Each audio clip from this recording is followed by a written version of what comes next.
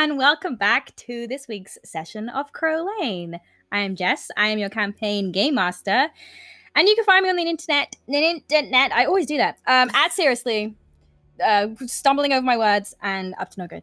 I'm going to pass it over to my lovely cast of players. First up is Bree. I'm going to do it right this time. Okay, my name is Bree. I use she, her pronouns, and I'm so thrilled to be here. I'm really not existent on the internet, but I highly advocate everyone sort of support your local LGBTQ center, especially during this time of year. Yeah, that's it. Hell yeah. Next up is Diana. Hi, I'm Diana. You can find me on the internet at Sapphic Strigonona or just Sapphic Striga. You can also find my writing in Storybake, which actually might be by now. Who's to say? The passage of time is a great mystery. Or you can find me in your local library, just screaming. The librarians have told me to stop. I'm not gonna. As you should. Exercise your right to scream at all times. Thank you. Especially in today's session. James! Thank you. Hi everyone, I'm James. I use she, they pronouns. You can find me on social media at either TTRPGay or Nice One James. It's a plot hook from me to you're welcome. If I've done the math correctly in my brain, I think when you watch this, I will have just finished a fun thing and I will be going into another fun thing, but I'm not confident enough in either of those timings to say 100%. So just go to my social media and just pick the door open a little bit and see what's going on, because I'm sure whatever's going on, I'll be yelling at it. And I am manifesting that by the time this airs, Dragon Age 4 will be out. So if you need to find me, don't. And I've just decided it has to be out by the time this airs. So EA, adjust your schedule accordingly. Thank you. Come out of the closet already. Please! Next up is Mara. Hello, everybody. My name is Mara. You can find me on the internet at College of Lore Dropout or just Lore Dropout. You can find me doing a happy dance somewhere nearby. Where? I'll never tell. I need you to do just a happy spring one on us halfway through the session. Yeah, perfect. Excellent. Last but never least, my wife TT. Hello everyone, I'm TT, and you can find me at TT Brett on pretty much anything. They, any pronouns. I just get progressively worse at these intros as it goes on, so we're moving on from there. Hate intros. That was the most normal, standard intro ever. What's wrong with it? You're perfect. I violently hate intros. We'll just skip past TT every time from now on, never mind. Okay, moving on to our announcements. First up, you can follow Starlight Tales on social media. We are at most places on the internet at Starlight Tales or Starlight Tales _. Also, another little quest from us to you. You're welcome. Follow us on Twitter for all of our weekly schedule updates and other fun, exciting announcements. You can also follow us on Instagram and TikTok for fun, behind-the-scenes, bonus clips, stuff like that. Hopefully, I hope so.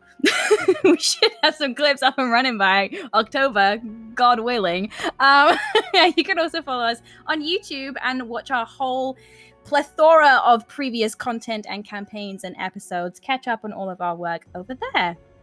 If you would like to support what we do here on Starlight Tales, you can also pledge to us over on Patreon. We have so much exciting and exclusive bonus feature content over on Patreon. We do monthly live streams, which are usually some version of a weird game show or Q&A or just general shenaniganry.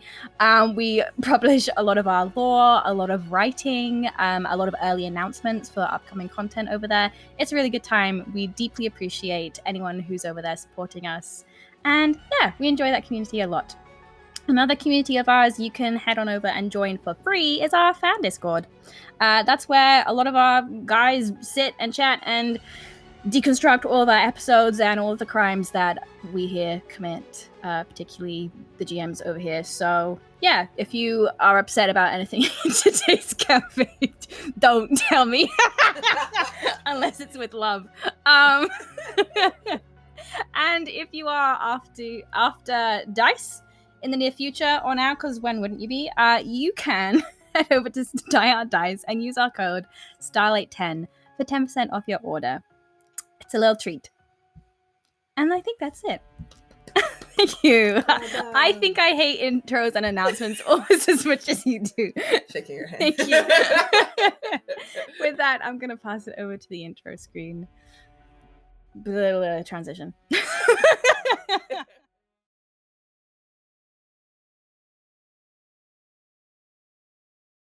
Last time on Crow Lane, after a parent swap in which Rose and Tennant's twins hosted a sleepover with their aunts Nadette and Sam, a routine bedtime story led to a missing puzzle piece, the tale of a greedy king tricked by a wicked fiend that resulted in a golden curse and a split kingdom. Slowly, other pieces of this strange puzzle also began coming together. A divine weapon that may have once held a demon trapped within it, and yet another run-in with the mysterious red parrot, who was in the end revealed to be not a parrot at all, but Henry Harzepper, the deceased ex-husband of Redella Crowcolt. And that is where we are going to pick up right away. Redella and Tennant and Rose are standing in the kitchen of the Crow Lane estate, around the kitchen table, upon which rests a partly mended, large ornate mirror, surrounded in these pieces of barnacles and coral and driftwood, and perched on the back of one of the kitchen chairs is a red parrot, but in the reflection of this mirror is a man in soaked clothing, plastered to their skin, still kind of like dripping rivulets running down their face, dark hair plastered to their temples. And he's looking out of the mirror, directly holding your eye contact, Redella. And the reflection speaks and says, Redella. Yeah, I think I don't think Redella, like, I think brain just goes completely like white noise. And I think she's just gaping at this face that she has not seen in, God, what has it been, like 40 years? I don't know. It's been so long. And I think just like without even like meaning, like there's like a string pulling her, Redella just like moves forward, and she can't, like, you know, she's looking in this mirror and this person's in the mirror and she can't like reach him,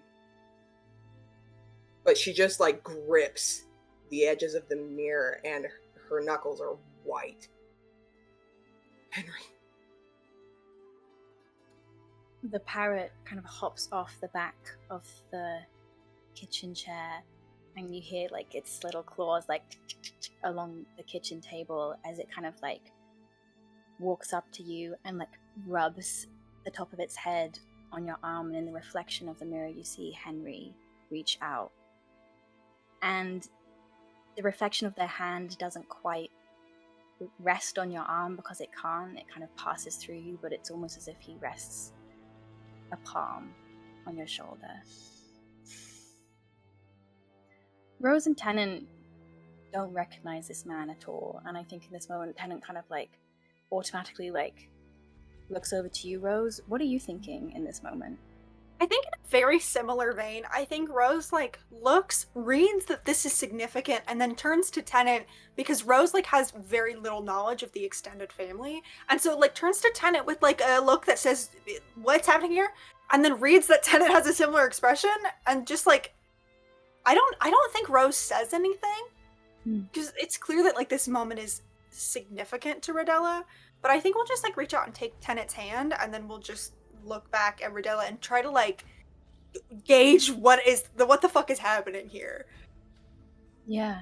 Like Tennant takes your hand, squeezes it, but is pretty much fixated, like his eyes darting between his mother's like horrified face and this reflection in the mirror that is just like pure heartbreak on their face, this like open wound of like emotion and desperation and a huge amount of fear. As Henry says, I don't have a lot of time. Why? Because I can't. It's not safe. How are you? Why are you here? And I think Ridella's like she's gripping the mirror and like she's almost trying to like reach and like touch his face, but it's just this, and she's like she doesn't know what to do. She's like reaching up and touching the parrot. She's like she just doesn't like. She's like, how the fuck do I get to him? And I think she's just like freaking. She's freaking out. She's freaking out.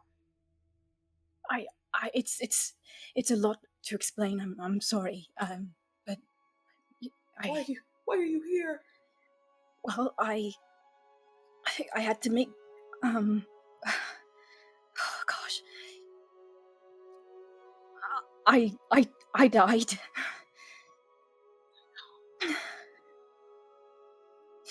And I'm sorry. I'm very sorry. Henry. But I wanted to come back to you, so I made a deal. Deal? Yes. I made a deal.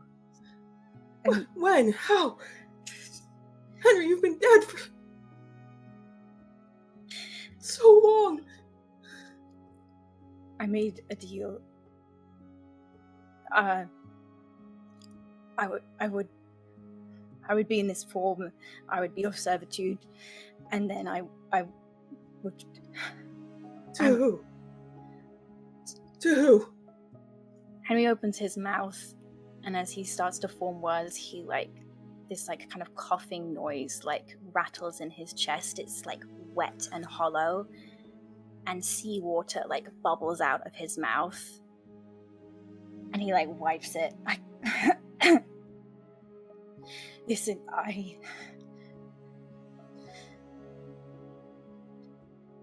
after I made the deal, the person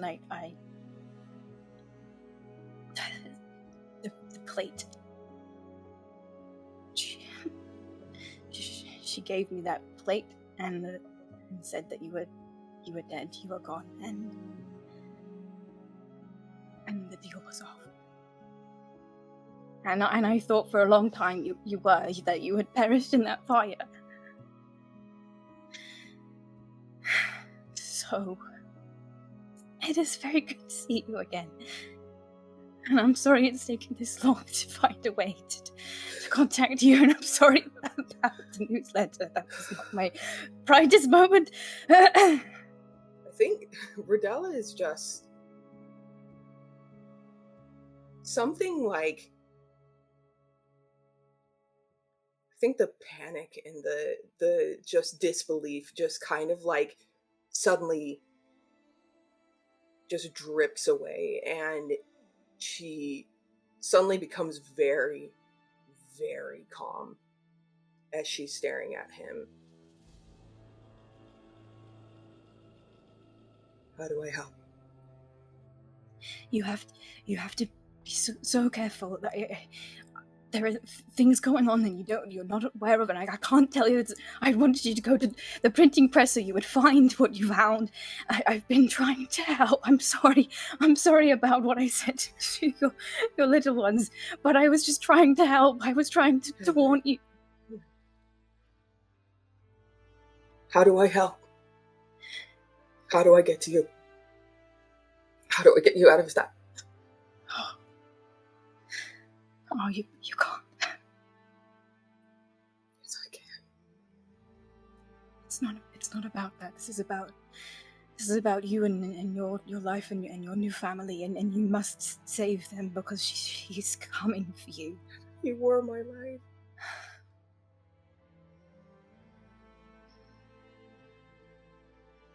She is coming for you. She is preparing something very big.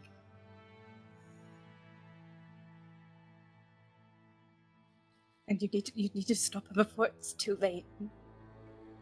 You need to ready yourselves. I know you can. I know what.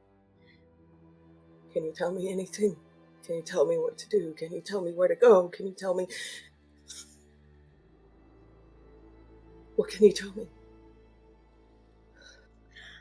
I don't know. Okay. Well, I can tell you that she... And again, this choking noise bubbles up from their chest. And more seawater kind of like is pushed out of their body and out of their nose as well. Rodella can't watch this. I think Rodella closes her eyes and just grips the mirror. Oh, she's clever.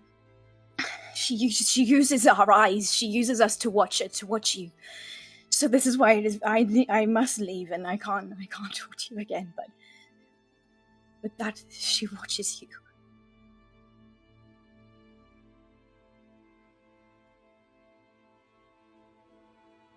Don't hurt yourself.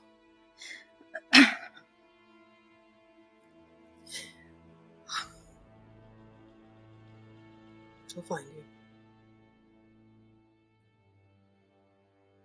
I'll find a way.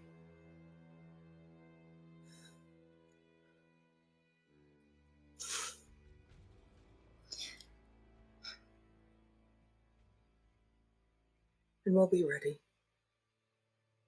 I'm so sorry. I think she turns away, like, she kind of, like, ungrips. Like, her fingers almost crack as she lets go of this mirror. And I think she just turns and grabs the parrot that's on her shoulder and kind of, like, brings it in front of her. It looks at you with far too human eyes. And you realize they are brown.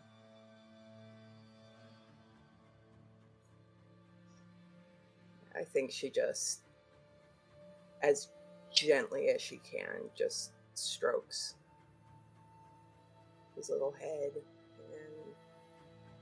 and, glancing up to the mirror and just seeing the reflection stroking his hair. You hear his voice. Are you happy?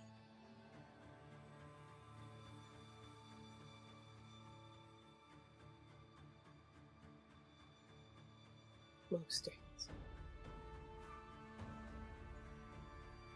Most days. Dinner. Good.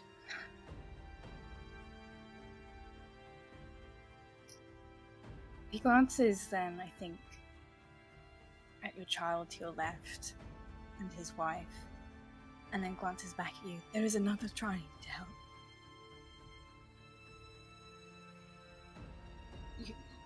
You should listen. She knows you, I think.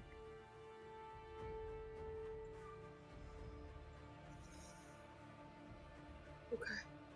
But you are doing good. I've seen you, and looks back to you, Rose and Tennant. I've seen you working. You are doing good. Keep going.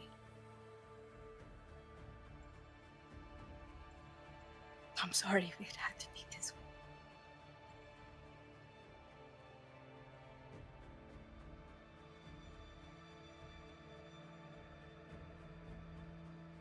Speak again.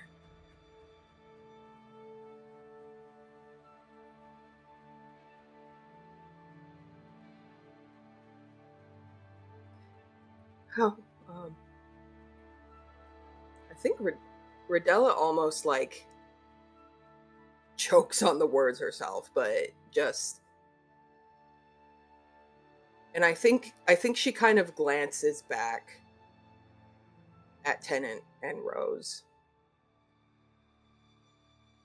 and for a second, and kind of like giving them a little bit of like a pleading look, like, just, she can't say anything in this moment, but she just gestures towards the door. Before I leave, can I very quickly do two things while this conversation is happening? One, when Henry said that she looks through his eyes, can I have just done a very quick detect magic? I don't know if divination would show up in that, but just out of an abundance of caution. You don't get a ping of divination, you get necromancy coming off of the bird. Okay. And you get a big kind of pulse of magic from this mirror. Sure. Okay. And then, kind of like Rose is intimately familiar with fae deals and the ways that they like manifest physically. Looking in the reflection at him, can I make a check to see if I see any signs that this might be a fae deal specifically? Sure. Do you think like perception, insight? I would make an Arcana check. Then that is a 14. I think with your knowledge of like deals, you hear, Henry talking about a deal that he was made, and you know that like there are a range of creatures that make deals with a range of other creatures, and they usually fall into one of two categories, and that is fae or fiend.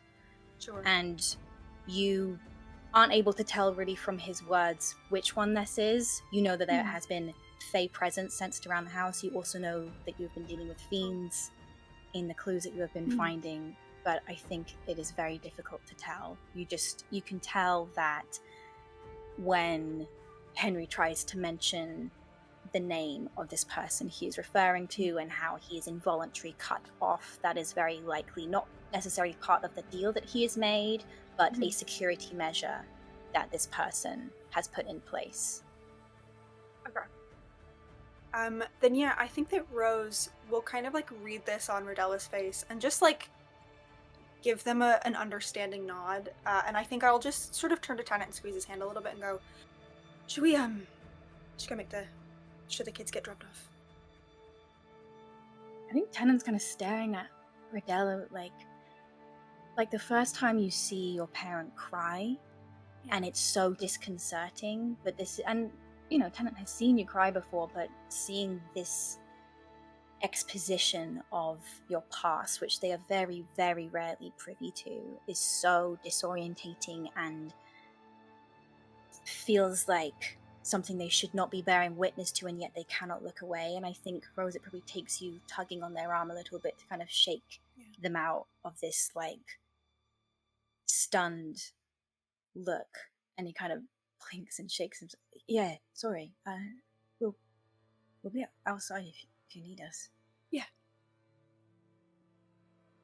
And I think on the way, Rose will just like hesitate a little bit, and I think will like make eye contact with Henry for probably the first time in this entire situation, and I think we'll just very softly say, "Thank you for the warning." And I would love to give him a point of bardic inspiration if I can. Sure. And I'll leave.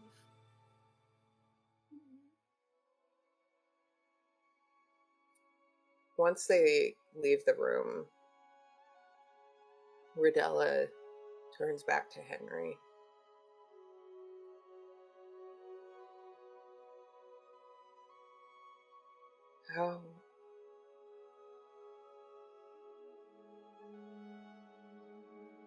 How did it happen?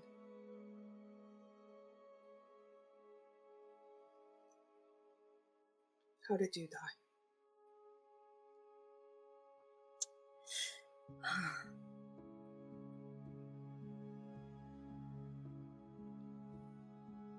Well,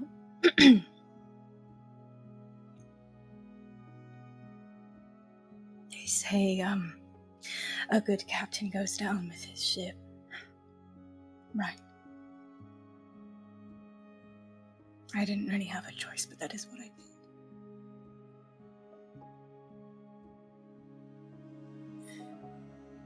Who? The sea. Who did it? It doesn't matter.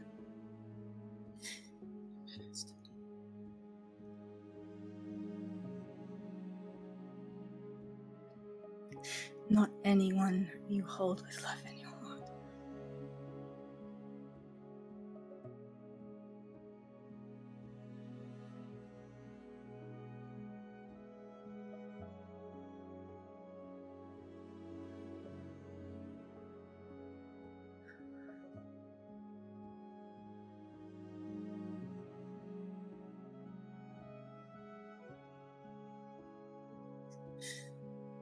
So sorry. For what? Look at you. You are everything you wanted to be and more. So much more. I couldn't be happier or prouder of you. Your family is a force. I very much enjoyed observing you.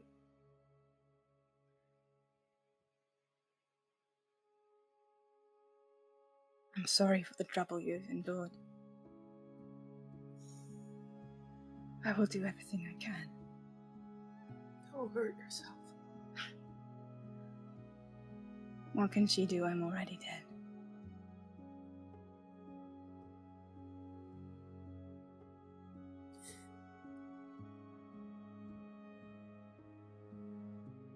You will rest peacefully, Henry. I'll make sure of it.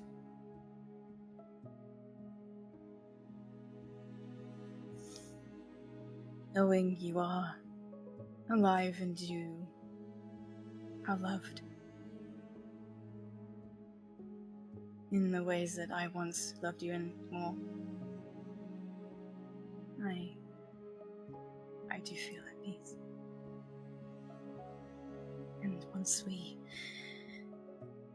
stop this,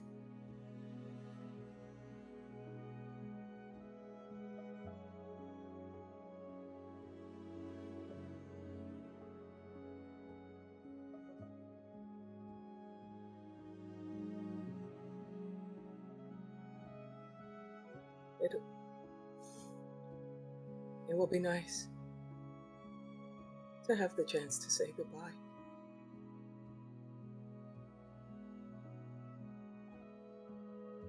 not yet.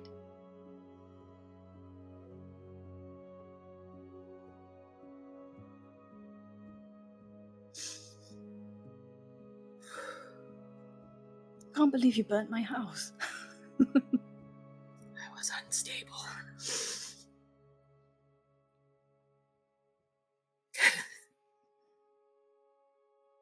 I never liked it much anyway.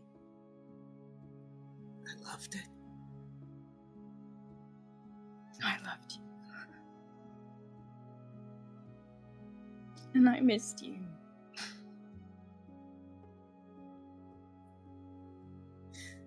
I missed you.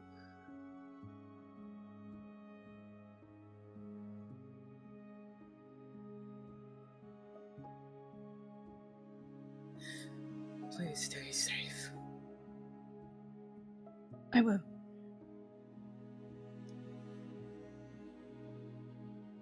And before I go,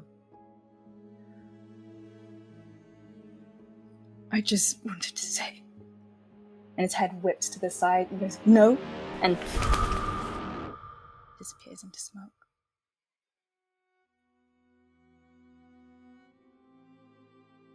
I think Rodella just... It's not a scream, but it's just this, like, guttural, like, sound rips out of her. And I think her knees kind of shake and she just clutches the table, trying to stay standing.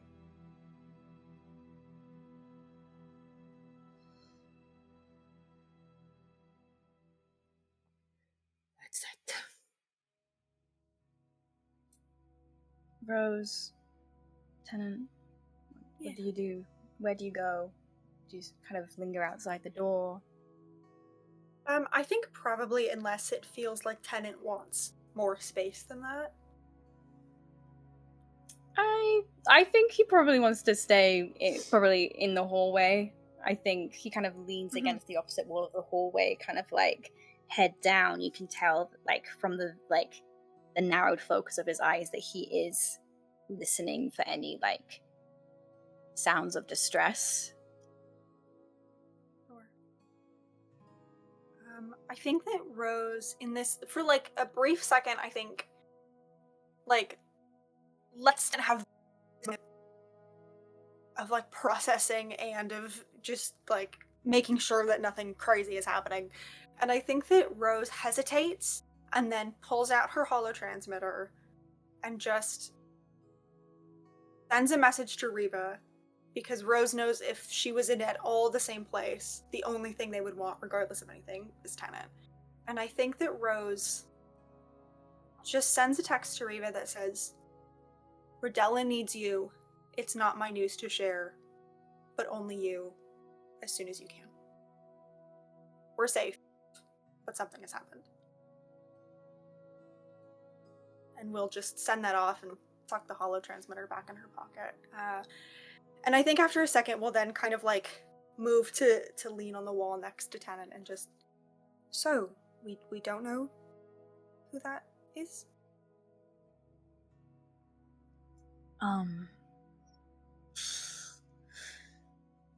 Some soggy bloke, I don't know.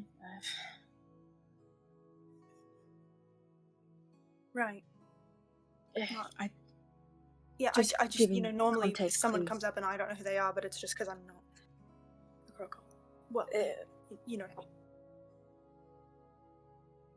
Yeah, I think it's someone. I think my mum was married before, when she was young.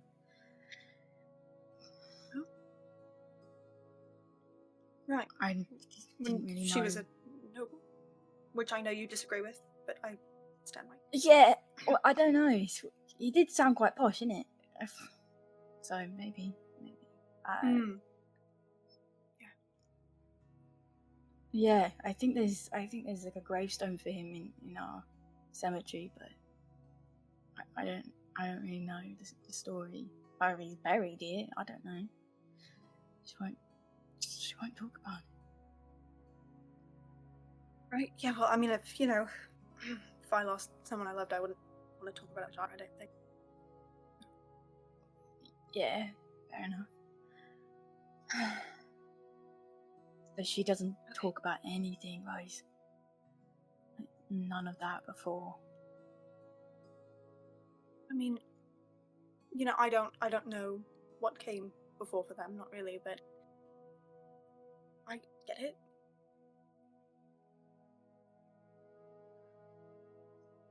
She faked her own death, Rosie. Like you read the article, right? Like, Did Rose read the article? I don't think Rose did. But I also don't remember. No, you're right. I think Tennant read the kind of first little bit and had it snatched away, and it was just read by Rodella and Reva. Wait, what? Whoops, Is that it? sorry. No, I didn't. No, it's just a bit of light arson. Everyone does it. Right. Sorry, Why are you that so should squirrely all of a sudden? It's because I feel like I wasn't meant to say that. I think that was her thing to say, but that's my bad. But you're my wife, so you get right. privileges. I think we don't. I don't count. Like it's like when Nadette was telling me like I hooked up with XYZ. Don't tell. Like you don't count. You're my husband. You don't. You're not that you're not a person, but you're like you. Yeah. Flustered. Right. Yeah. I'll take it to my grave. I won't say that you told me, but yeah. And do you think he wasn't always a bird? Probably, right? Like at one point. What, do I think she was married to a parrot? Probably not, no. I don't know. Maybe that's why she doesn't talk about it. Yeah, that would be quite traumatizing. But we shouldn't be laughing. This is really serious. No, that's really fucked up, actually. Sorry. Yeah. Yeah, what the fuck, Rose? Get it together, Tennant. Sorry. This family's giving you some black humour. Yeah, well, I think everything else probably also. I think we've just sort of been fucked up unimaginably. I don't think Name there's one any time. Name one thing that's fucked us up. The death match, probably. I don't know what you're talking about. I don't talk about it. Oh, you finally repressed it. Good. Fine, I can get some sleep then. Great. Excellent news. Okay. I don't know what to say. I'm feeling rather useless, to be honest. But that's fine. Yeah, ditto. We should probably relieve Nadette and Sam of our kids. Yeah. At some point. Oh, I did want to go talk to Miss Rosalie. So I can do it if you think. What? Why? Why'd you get that? What? I'm not allowed to talk to a child's teacher? No, I didn't say it. It's not suspicious. It's just my face. Mm-hmm. Well, no, I just, seeing as, I went up to several beloved members of my family and said, "What, do you know what this is?" And all three of them answered, "It's a castle." I figured maybe I'd go talk to someone with perhaps a bit of knowledge on the history of the planet. Oh, smart. Yeah. Thank you. That's why you married me, I'm assuming. So It intelligent was- and beautiful and resourceful. Yeah. And good ass, you know. Oh, right. I'll bump that up to the top then. As it should. All right. Cool. Well, What, do you want to come with? Do you have something to do? I don't really want to leave her by herself. I did text Reva. I don't know if that was a bad idea, but I did do that. I just feel like, No, good idea. She just is never on her fucking phone. oh shit, So- do you think I should... I'll kind of peek at the holo transmitter and see if the message was even open. Although Reva does not strike me as someone with their read receipts on, so I guess I'll just see if it's been acknowledged. She's in any also way. underground. I don't know. Fuck, you're right. Then but you don't know this. What I will actually do is, even though I have sent that, I will cast Sending to Reva, because this feels important enough to use a 3rd level spell slot. Okay. And I will just say, "Hi, everything's fine, but I think Rodella needs you as soon as possible. It's not my news to share, but..." I think that's 25 February. "Something has happened here." And that's a message you get. Reva, I'll let you know when you get that. Yeah, well, mate, I'll just hang about till Mum Numero Duo shows up. I don't know what language that was. I mean, I can wait if you want. I do I'm want. not Yeah, particularly eager to take you out of my sight, if I'm... excellent. honest, Please but- stay right here with me, please. Okay, Thank great. you. I'll do that. Cool. And then everything else is a later problem. Only because you asked, and no other reason. Yeah. Okay. I think he kind of threads, unfolds his arms, threads a hand with your fingers, and kind of gives you a meaningful, some of the teasing kind of drops from his face, and it's a genuine look of gratitude that you were there with them in this moment. I think in a very similar way, I think, is some of the joking falls away. There is I don't know that Tennant can really tell what it is, but there is a little bit of a melancholy and an anxiety, I think, as Rose just fully wraps one arm around him and tucks her under his... Thinking about which Rodella holds their husband a little bit tighter, Yeah. face to face with Rodella's loss of her own, and so fresh from almost losing Tennant. Yeah. He kind of tucks your head under their chin and just kind of holds you there for a minute, and then I think after a beat you hear that kind of heartbroken noise, kind of muffled from behind the kitchen door that Rodella makes, and you kind of feel their whole body stiffen with worry. Rodella, what do you do in this kitchen? Do you leave? Do you stay where you are? Yeah, I think she takes a minute. She takes a minute to kind of let these feelings wash through her. I don't think she's even letting, she just has to take a minute to let these feelings wash through her. And then slowly starts to try and compose herself enough to stand back up and leave the room. And I think she walks over to the door and just opens it and gives Tennant and Rose just a kind of broken smile. I think still holding Rose, Tennant kind of opens out another arm and kind of offers to kind of pull you into this group hug. Rodella takes it instantly. Yeah, I think she just kind of, she goes over and just kind of, her bulky form, Yeah. sidles up and just kind of rests her head on Tennant's shoulder. I think Rose unwraps one of her arms from Tennant's waist and wraps it around your back and just pulls you in closer. And I think this is one of the few times in your life where you've kind of like, you know, stood next to your son and hugged them, and they feel taller than you.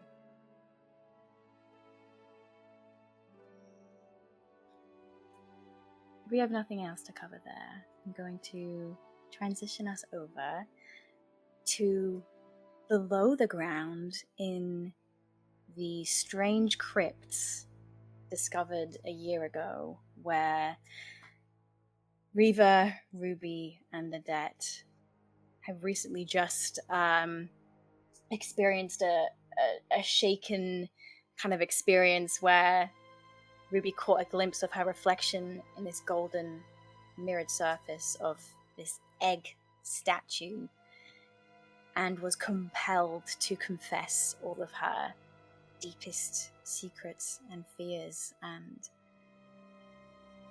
kind of where we last left them was Ruby kind of collapsing into the arms of both of them, spent from this magic and this confession. Ruby, what are you thinking and feeling right now? Oh, it's all the bad stuff. Just, nothing good. I think that, like, she has kind of, like, calmed her breathing a little bit, but, like, still, it's coming, like, very quick. I think she feels, like, a little bit, like, lightheaded the way that you do when you're just talking so much and not actually inhaling any air.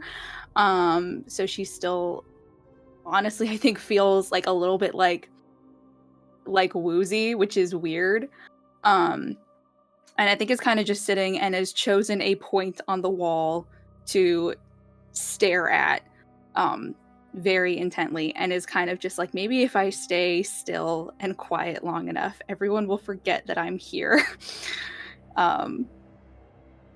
Yeah, it was probably the most mortifying thing that's ever happened to her, not only like confessing to all of those feelings, but doing it at a time where she was not in control, and she worked so hard to keep that control and to keep the lid on that box, to have it just like ripped open and the contents dumped out for everyone to see,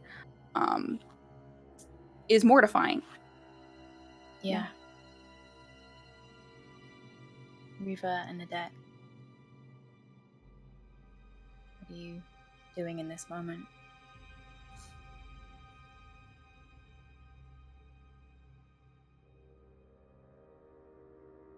I think there's something really,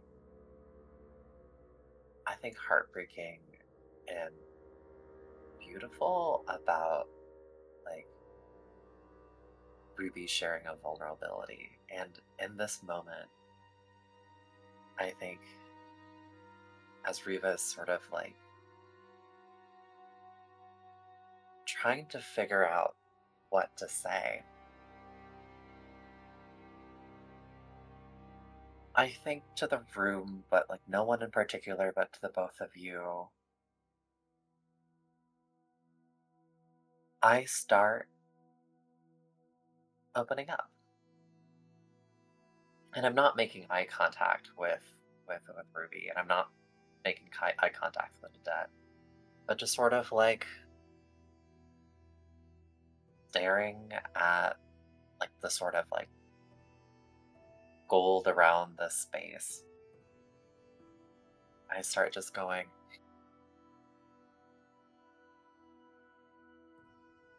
you know, when Nadette was born, I was full of worry. Because I think at that time, we had just finished basic knife training, and we had gone on to throwing weapons, if I remember correctly. And I was worried that you would start practicing on your sister. Mostly because, I didn't have the best relationship with mine, and I thought to myself, like, was it a mistake to teach you something so young? And there were a few moments where I was worried, but I just had to have faith. It all worked out. But I remember your mother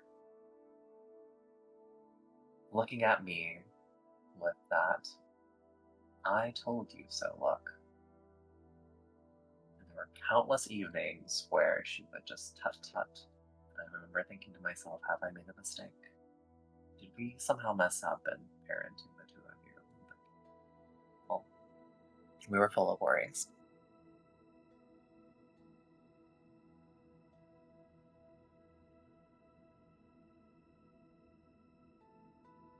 I was similarly worried when we started expanding the business and taking on more responsibility.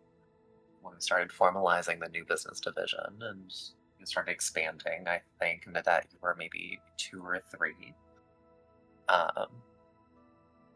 And then I also remember thinking to myself, is this the proper time to expand when I should start working with you on knife training and throwing weapons?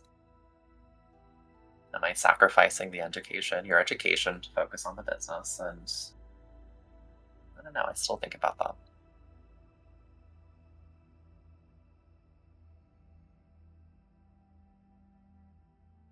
I think Nadette kind of looks at between the two of them and is like, for the first little bit of your talking, is trying to figure out if like you are also being magically compelled to share, because what the fuck is happening?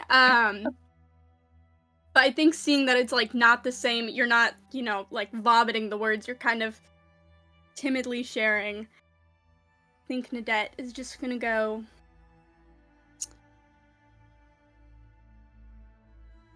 but you didn't really start teaching me to throw knives. Pick that one up hiding in the bushes watching Ruby. Your sister has excellent form and picked it up much quicker than her brother. Well, I think most people are quicker to the draw than Tennant. I think there's a little smirk on my face. So, what are we doing here? What's this? Are we all going around the circle now, magically compelled or otherwise, or you just felt like some bonding was needed? To this, I think I glare at you, Nadette, as I take a moment to just like, in a not very practiced skill, check in on the emotional status of Ruby.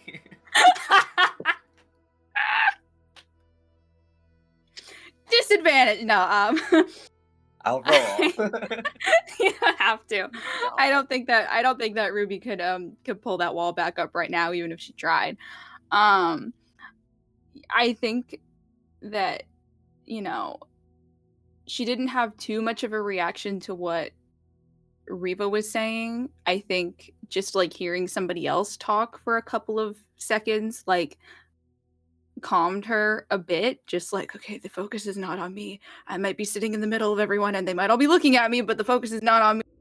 And then as soon as Nadette said that, like, her eyes just napped over to them. And I think that, like, she just eyes narrowed, like, where are we going with this?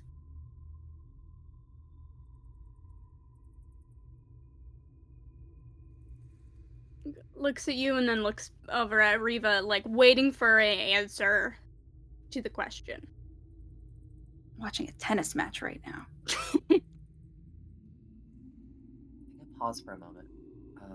I think put both hands on sort of my knees and sort of get up from a crouch. And then I think physically you see a little bit of the walls go back up and it's back into, we're in this cave. We're in this crypt. Like, there has been magic. And I think, if I remember correctly, this magic was off of the reflection. What prompted the sort of Big egg, right? Yes, it was egg? Ruby catching a glimpse of her reflection in the gold.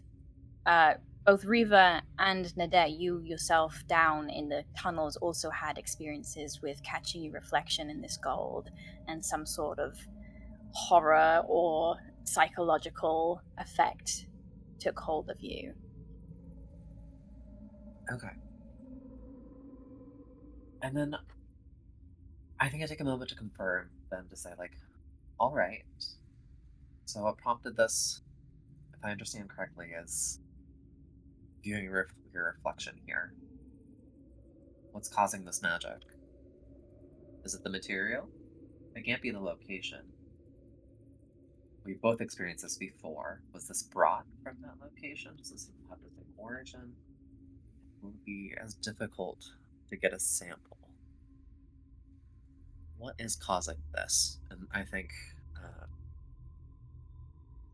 Reva starts to like slip into sort of like talking to herself and thinking this through and just thinking out loud, and starts kind of giving space, I think, to Ruby to deal with emotions in the healthiest way possible, which is to focus on work. I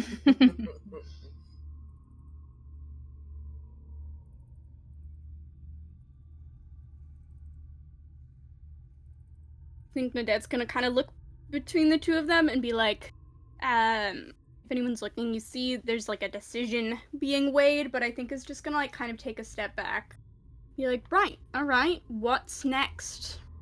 We have lots of tunnels to explore. Nadette, when you step back, your foot kicks like a piece of rubble, and you just hear it kind of like chink and like kind of rattle behind you. And behind you, as you kind of like look to see what you almost tripped over, is this, pile of rubble that has been here the whole time, set off to one side. I think has kind of been almost swept, probably by one of your workers, off to one side. This is the rubble that fell in from the ceiling. But you see on a piece of this rubble another part of this engraving that is kind of has a big hole out of the section of it on the ceiling. You kind of look up at it, pick it up, look down, kind of show it, like hold it up. Don't suppose there was a message on the ceiling I exploded? I think Ruby kind of gets up without saying a word, goes over, takes it out of Nadette's hand, and will just start rooting around through the rest of the rubble looking for other pieces. I'm looking for my puzzle pieces. I want to do a puzzle right now. I want to mend everything, and it's going to be fine. And there's a little bit of like a crazed kind of like look in her eye as she starts kind of just like digging through it without saying anything. Yeah. Nadette, you have kind of the intact pieces of this engraving written down in your notebook as you kind of like did a copy of it about 10 minutes ago. Are you helping? Yeah, I'll help. I think while I'm helping, I think Nadette is just going to like fill this space with talking about bad dates she's been on. Like, I think unless anyone is going to say anything else, Nadette is just going to like make background noise that no one has to pay attention to, but so it's there. Yeah, but helping kind of like hold a piece over, like that one maybe there. Yeah, these are big pieces of like this is a stone ceiling that fell in. So these are big, and it's also a very large engraving, right? This is a large hole that you made in the ceiling, so it's by accounts a very large engraving. So it takes you probably a good 10 to 15 minutes to kind of drag all of these pieces of rubble together again. Ruby, make me just a flat intelligence roll, but with advantage because of Nadette's help. Sure.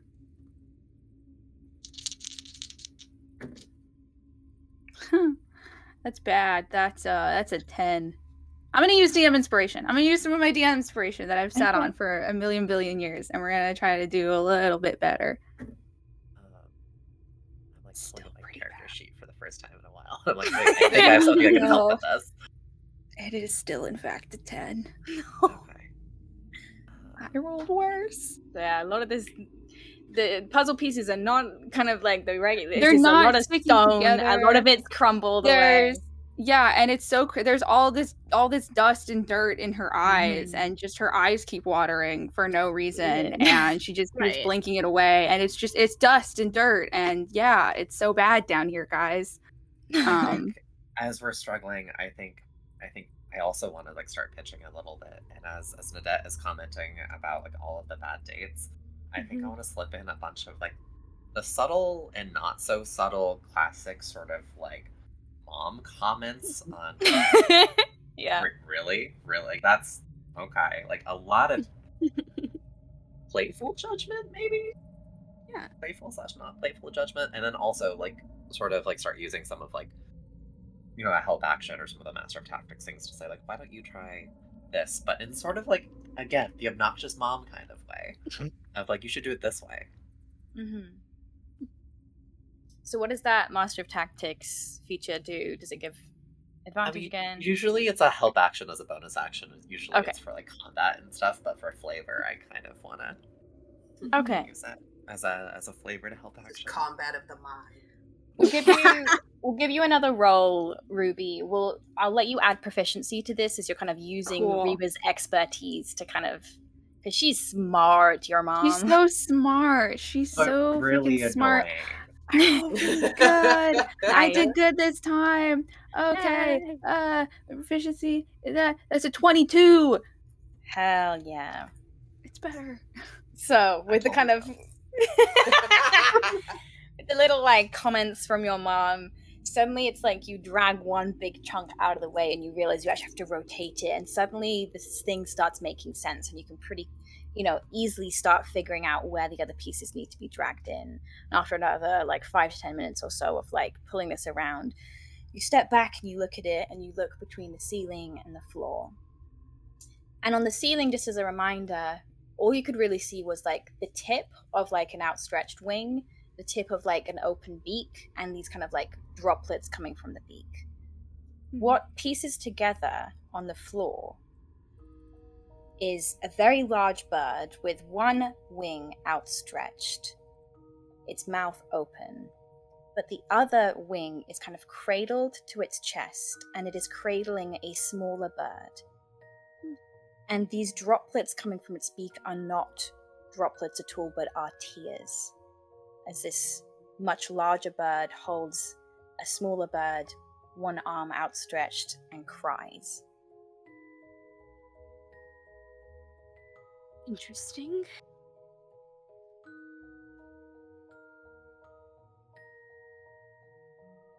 Just for a little bit of clarification, is it Hmm? like is in this like motif is like I'm trying to like visualize this. Is it cradling like a live smaller bird or a dead one? Sorry. Sorry. I'm a little bit like, are these tears of grief? Sad I'm using, yeah. I think instinctually... Okay, maybe an insight check. Okay.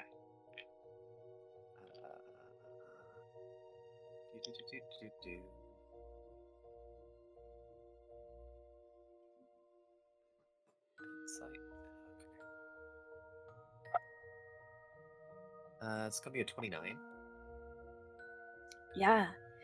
I think we've been looking between these kind of like two puzzle pieces above and below you, and as you try and kind of interpret these etchings, that kind of cold, instinctual, maternal sense of fear settles in your gut, and you start to feel very nauseous and filled with that like parental sense of worry.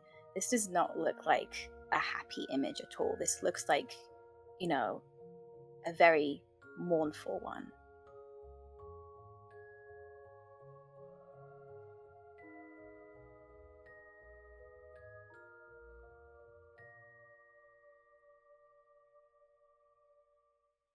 Okay.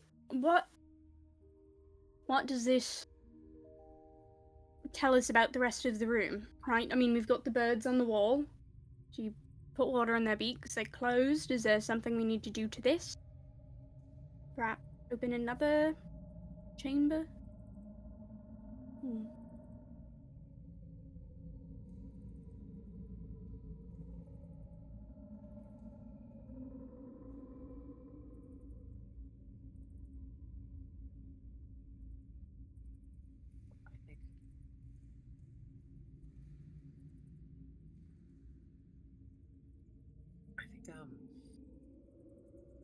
let me make sure I'm fully like understanding the scene a little bit.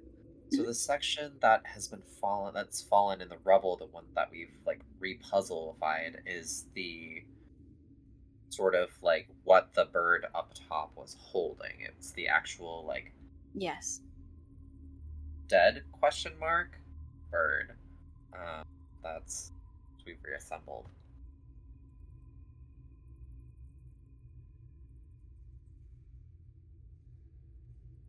Yeah, I think the smaller bird, it's not graphically depicted as dead, but it's not in flight. It's not, It's you know, not in it's being cradled by this Cradled. larger bird. Something bad and terrible has happened to this, I'm assuming, child. We refer to this as a crypt. Is this the crypt for the child? If it's a... Why would there be an egg? So, right, that's not... That's new. That's new life. That's new birth.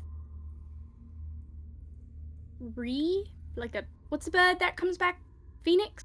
They don't really have eggs, do they? Because they just kind of pop back. From the ashes. Right.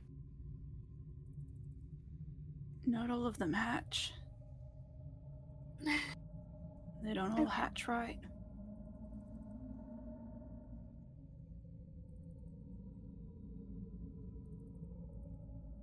You're right.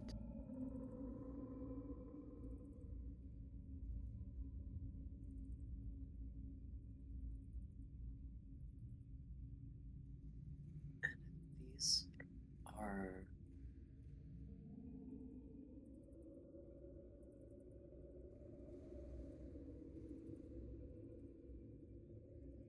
I think... I don't like remember when we were first here, we interpreted those now we know as tears as actually like feeding, because there were a section of baby birds on the bottom of this on this sort of engraving or etching, right? Yes, on the south wall, there is this Right. like row from like edge to edge of this wall. There are these like, and you realize in this moment just how like childlike these kind of etchings kind of are, give the appearance of kind of hand in hand, wing in wing, Right. mouths open. I think there's something deeply ominous about the fact that like we initially interpreted this as a parental bird feeding its young, but instead there are new birds here feasting on the tears of an old one. And I think that realization is just sort of frankly puzzling.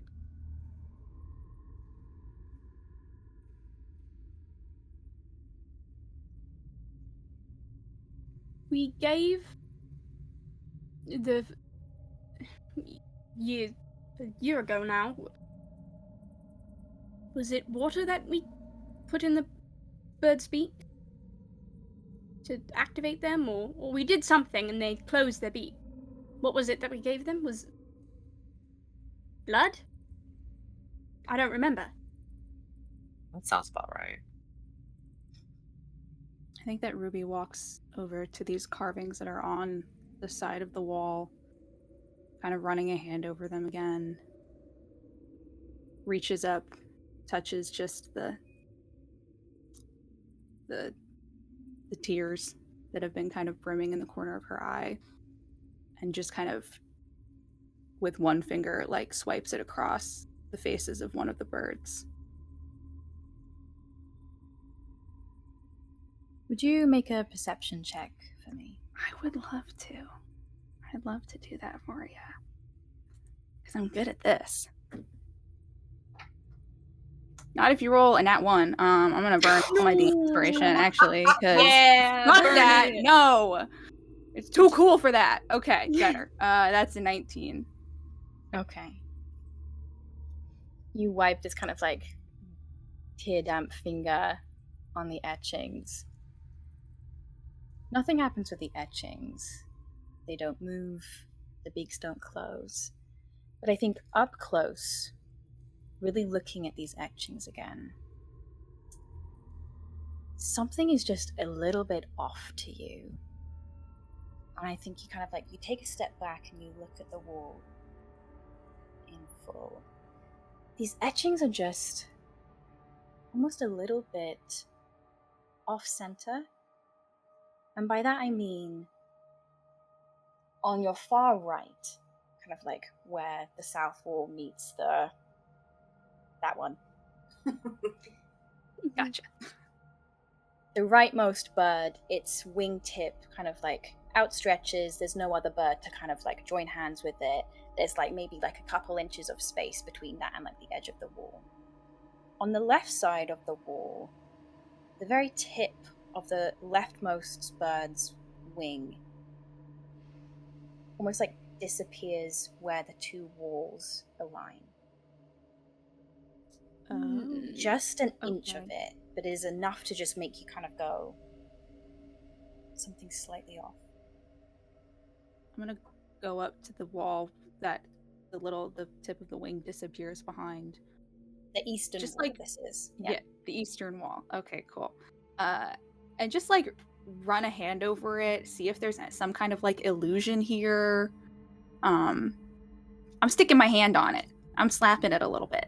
Yeah, it's solid stone. Okay. Okay. Just as so the east and the west walls all have like 4 sconces, kind of like Okay. on either side of them. But it is solid. It is cool to the touch. Not an illusion. Okay. Okay. I could, kind of looking at you testing it, I could just try and break the wall, see if it's hiding something, bust it open. I'm running, I don't think that should be, a first try, because clues, clearly, kind of points No, to, you like, should blow the it. thing I already broke. it. That is definitely a big clue. But I You're could so much try more it. like your brother than you realize. I don't know what you're talking about. Or maybe it's not that there's something extra here. Maybe it's that there's something missing over here. Do we need another bird?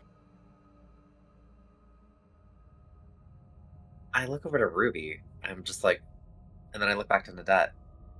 Break the wall.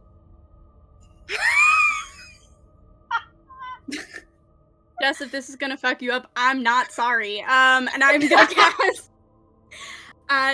Yeah, it's just going to reach out a hand, and it kind of like stands facing where Ruby is, hand on the wall, and I'm gonna cast Gonna Shatter on it, just back a up. mirror image of my sister.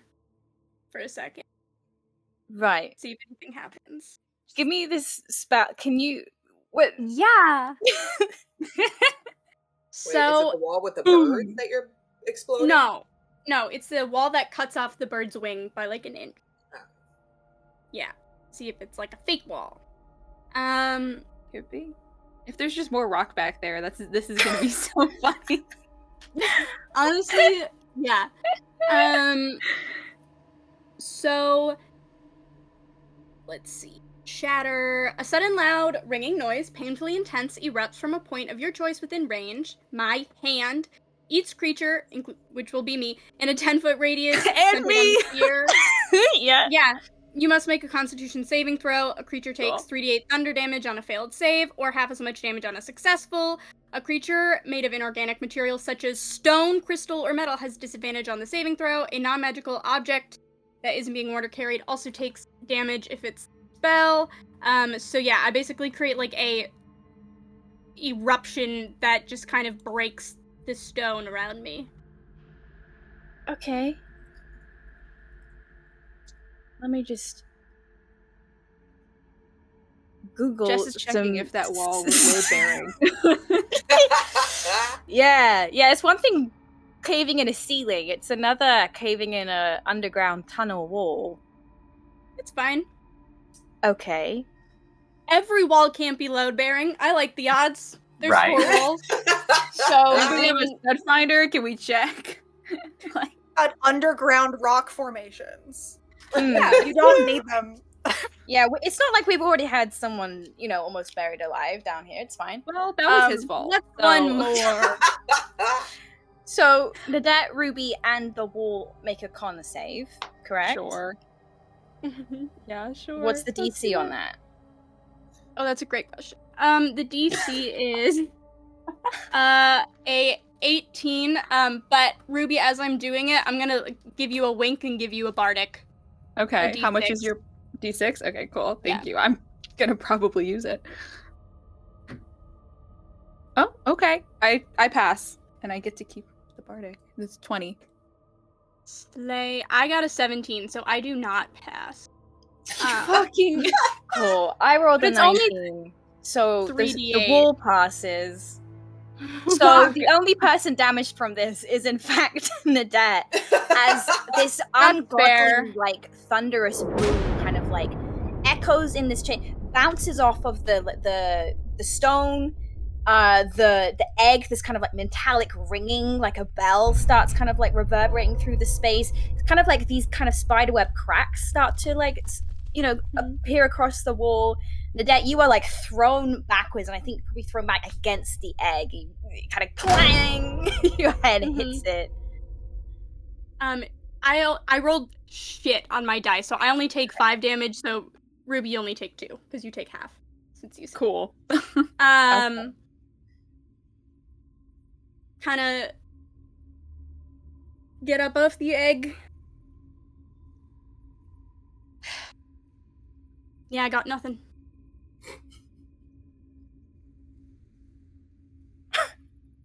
I could summon an elephant to break it. Maybe there's a more practical solution that's not an elephant. Well, you never know.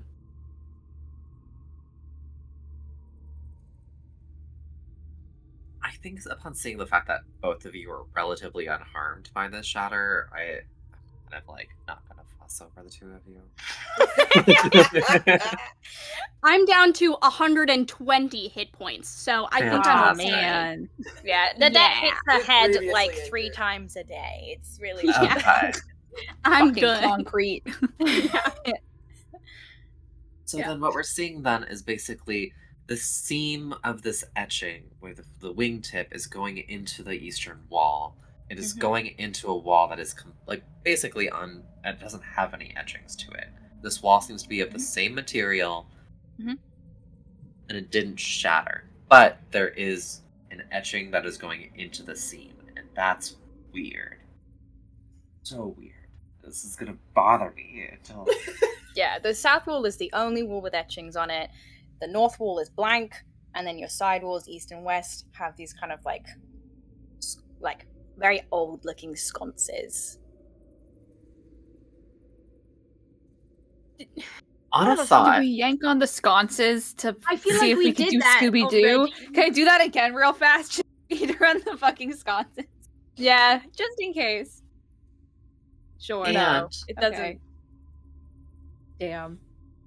I would like to pull out just a knife and start to very crudely see if it's possible to continue the etching.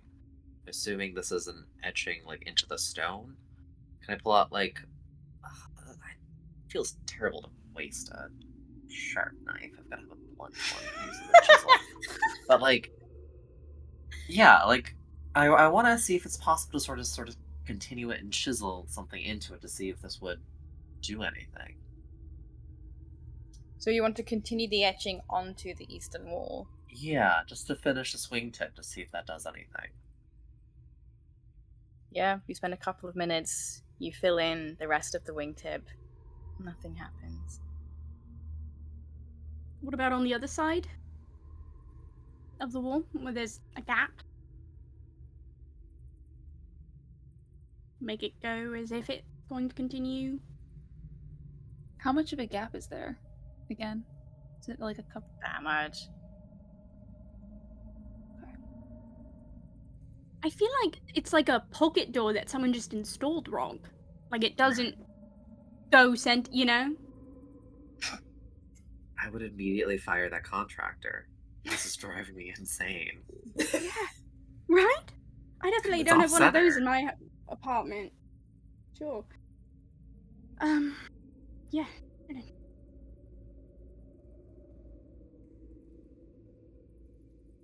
So Can I- right now. I know. Can I just make an investigation check in general? Just, like, get really into it and just, like, with the Yes. goal being, like, are we overthinking things? Is this so simple? And can I help in some way? Because at this point in time, it's sort of like Reva's just repeating what we've observed to be like, have we missed something? Sure. Yeah, okay. So that is a 19 on investigation. Yeah. So you're just investigating like everything. Yeah, just like I think it's like, okay, if I walked in this room for the first time knowing nothing, what would I do? Have we done those things? Yeah. I think you do kind of like a couple of laps of this room. And then on your second lap, you kind of like pause, and something is off. And what is off to you is the sconces on the west side are very ancient, very old, do not have any sort of tinder in them. The sconces on the east side do. That is the only kind of differentiation that you have seen here. I'm going to point that out, and then, do I like them? The west side? The ones that are possible to be lit because they have tinder in them. Go for it. Okay. Gonna go. I'll just, if I can just use thaumaturgy, I'll just kind of like get a flame on my finger and then flick it at each of the sconces. Yeah, you pull that little bit of like tiefling heat inside your chest into the palm of your hand, and one by one these 4 sconces like light up in flame. And as the 4th one lights, the flame turns blue. All 4 of them turn blue. And the whole room kind of like settles into this like eerie, like undulating light. And you see cast in shadow as the kind of blue shadows are thrown around this room on the wall is a very faint impression where a hand might sit, like a handprint. Anyone want to do the honors? Go ahead, and I can't believe we fucking missed the sconces. Soon as I get the go ahead, bam! You slam your hand against this print. Nothing happens. I hated you. Alright. I'm sorry. What else? Anyone else want to give it a go? Hands are the wrong size or something? Sure. Fucking try. Put my hand on there. Ruby, you put your hand on this handprint. Nothing happens. Mother? I'm so annoyed at this place. We're just I doing think- so bad at an escape room, and there's kind of nothing fucking worse than doing so bad at an escape room. So So good. infuriating. Oh, And- God. Reva, you put your hand against this handprint. Could you describe for me No. Fuck. what one of your most prominent, strongest memories of parenthood is? Oh my gosh.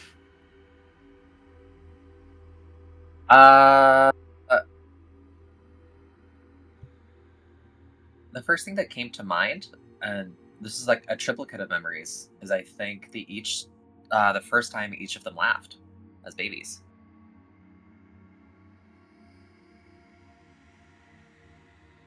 As your hand meets contact with cool stone, this numb tingle kind of like spreads up your arm, and you are just like involuntarily met with these flashes of memory and the sound of your children's first laughs and how that felt in your chest to hear them for the first time.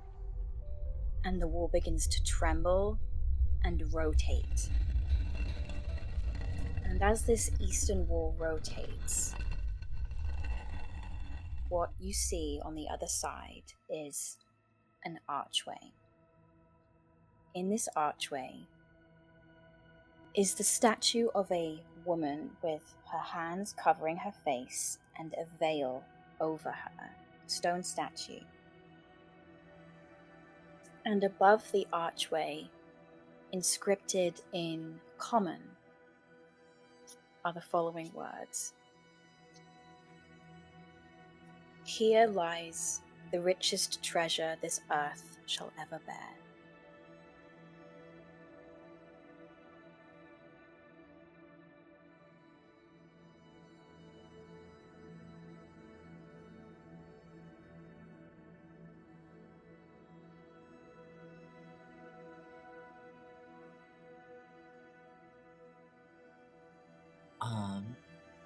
I would like to approach the archway and the statue. Yeah? Are you just kind of standing in front of the statue?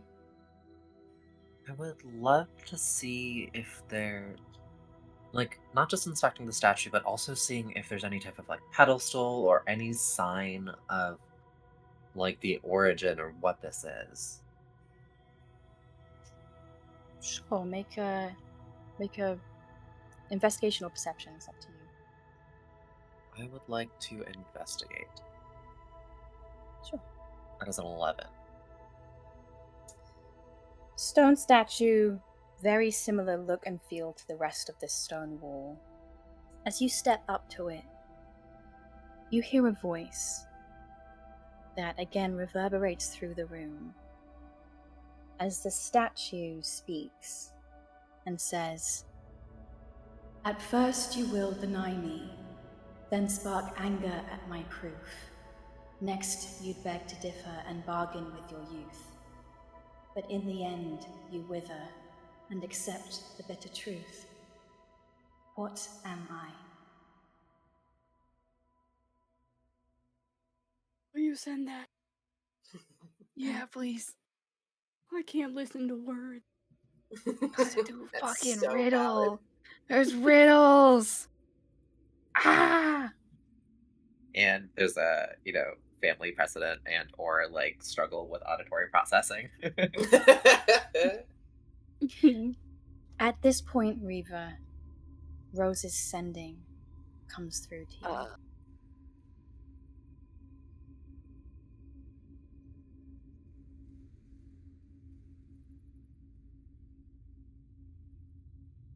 I get the sending. And I think first you get an okay, period. In sending, you sent the period. So old sending a telegram via. Stop. And I think there's a pause, and then there's a thank you. Well, it's aging, isn't it? Aging, old age, time, something like that.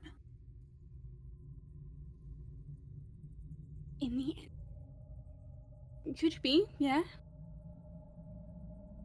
First you will deny me, then spark anger at my proof. Next you'd beg to differ and bargain with your youth. In the end you wither. What am I? Or maybe it's something more, if not anger, perhaps. Not anger. I was reading again.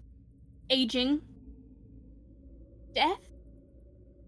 It sounds to me like both of you have this handled. I will be right back. What? Something calls my attention. And I just Fucking kidding me. start walking away.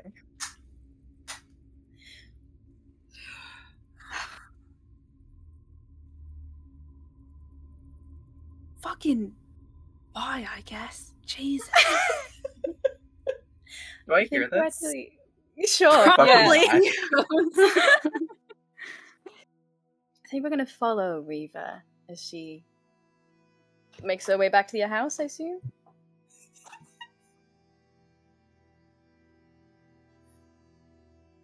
You hear my boots walking away. Yeah, we're gonna follow you, Reva. So where are you going? I'm headed back to the house. Okay. Rosa just sent me a message. Just a Mhm. message. That is wild. Like, okay. This sounds bad. I never get messages like these from Rose. Like, that's a big deal. Like, I gotta go. Yeah. Sorry, that's kind of what's in my head right now in terms of, like, my daughters have this handled. I'm really excited about this really fun time that we're having, even though it's extremely frustrating down here. But something important has come up. Mm-hmm. And I'm trying my best to remain calm, I think, Sure. in the face of the unknown. So I'm not trying to alert my two daughters that something may be up. So instead, I'm gonna leave with zero explanation. Yeah. Makes We total cracked the sense. code. Oh, you've got this. Bye. Rodella and Rose and Tennant, where do we find you?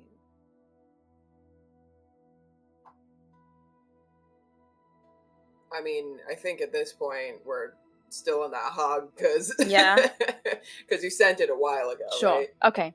So, Reva, you kind of breeze through the front door of your own home, and at the end of the main hallway is your wife and your son and your daughter-in-law kind of like wrapped up in like a group embrace.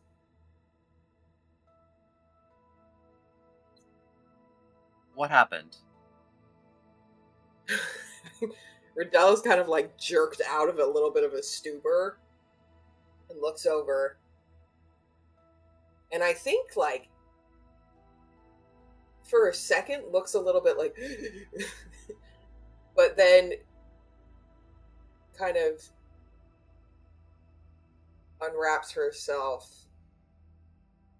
from her children and just moves over and wraps Reba up in a hug. And I think she just kind of buries her head in your hair.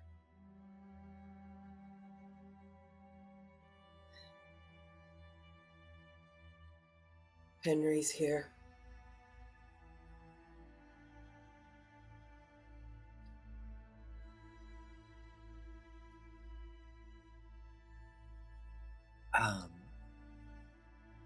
Henry's here. I'm gonna take a beat. And I want to lift my eyes towards Rose and Tennant at this moment. And then I want to kind of go back to you. Did you tell them? Yes. Well, yeah.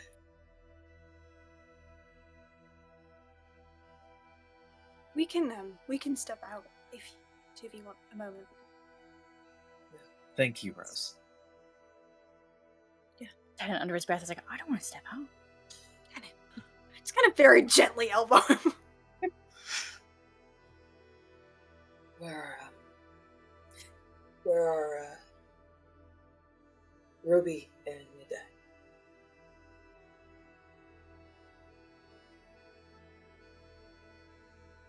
We discovered something in the crypt, and they're in the middle of solving a mystery right now. Oh, fucking there are great, more another people one. of handling it. But I would like to return as soon as possible. But you're telling me Henry came back.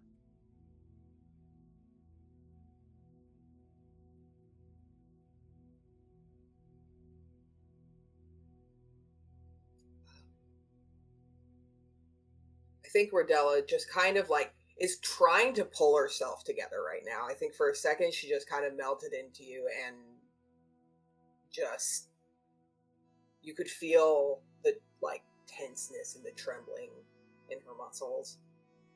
And I think now, hearing that something's going on in the crypt, hearing, and having that warning from Henry, Redella's grip tightens a little bit, and I think she just stands up a little bit straighter and grabs your arm and starts walking towards the door and kind of calls over her shoulder for Tennant and Rose. Me and Rosie can go down there if you guys want to, a minute. I would like us to be together, and I will fill your mother in on the walk. Just to be clear, we're going back to the under just on the same page.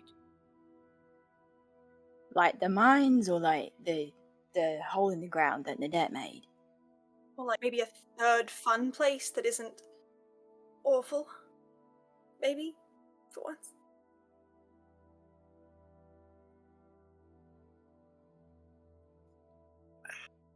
There's this moment, a twang of sympathy, and also a twang, a little bit of dark humor, as Riva sort of makes a comment. Well, if someone had approved us turning the space into a nightclub, it would be much more pleasant.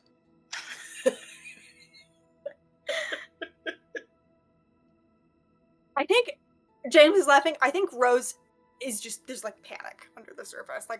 It does not even register the bit of it. I think I want to offer sort of attendance is not mandatory. It's just a fun little excursion.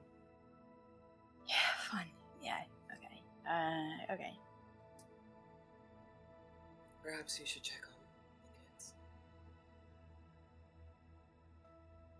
I think Rose's eyes flick up towards Tennant, trying to read what their intention is here. I think Tennant, is filled with trepidation, but he'd probably go if the rest of you were going, but I think looks at you in this moment and is fully I will go wherever you go, and I do not mind where that is. I think, reads this, and you see the instant, just, a little bit of relief, and, their grip on your hand relaxes a little bit, and just, if you don't need us, I was hoping to go speak to Miss Rosalie anyway, so... Of course, that's fine. We're just having fun downstairs, solving puzzles. Right. Okay, yeah. Okay. Alright. Great. If you need me, if you need us, let us know. And I think eyes kind of fall on Rodella most here. Yeah, I think Rodella reaches out and just kind of grips your hand. Please keep your transmitter on. Yeah. Of course. And I think this is also James trying to remember. I think Nadette has sending, so if you need me, please just send. Do you? Is that a lie? Did I make that up? Okay, never mind. I'm I didn't say that. 98% sure I don't. No, I don't. I have no way to contact. Then I did not say that. Yeah. Alright, yeah. I'll maybe just check in every now and then when you can. And if you need magical help, I will find a way to get myself down there. I would just really prefer not to. So. And if you need someone really strong and clever. Well, Rodella's going. So. Hilarious. Thank you. But I think kind of squeezing your hand, Rodella, Rose will just lift up on her toes a little bit and press a kiss to your cheek. And you a bit of bardic inspiration as well. Ooh. Yeah, I think Rodella looks at them and just says, I'd really like to meet up later. And she looks at Tennant as she says this. I'd like to talk. Okay. About things. Family meeting. Gotcha. Yeah, we'll circle back around when we drop the kids off. Yeah.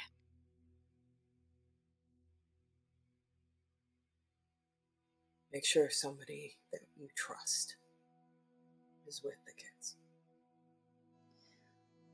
I'll give Carl a call.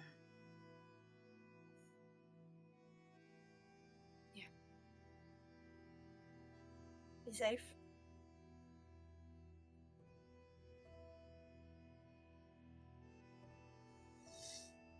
Okay. And I as the think- four of you part ways, sorry, Reba, you were saying? No, I think this is one of those moments of just Riva trying to like be like, ooh, like my brain is going, okay, if we're gonna have a family conversation, we should probably have dinner catered tonight. It's most likely like I'm not planning on doing any cooking. Should we call for catering for Mario? And then just in this moment being all like, no, don't call for catering for Mario. She's gonna kill you. That's the series of thoughts that are I going am so through. vulnerable right now, and you're gonna fucking call Mario. Excellent. That's that wave of thoughts going through. In a very serious situation, there's like that parallel channel thinking about this type of stuff. Meanwhile, Ruby and Nadette, you are faced with this statue and her riddle.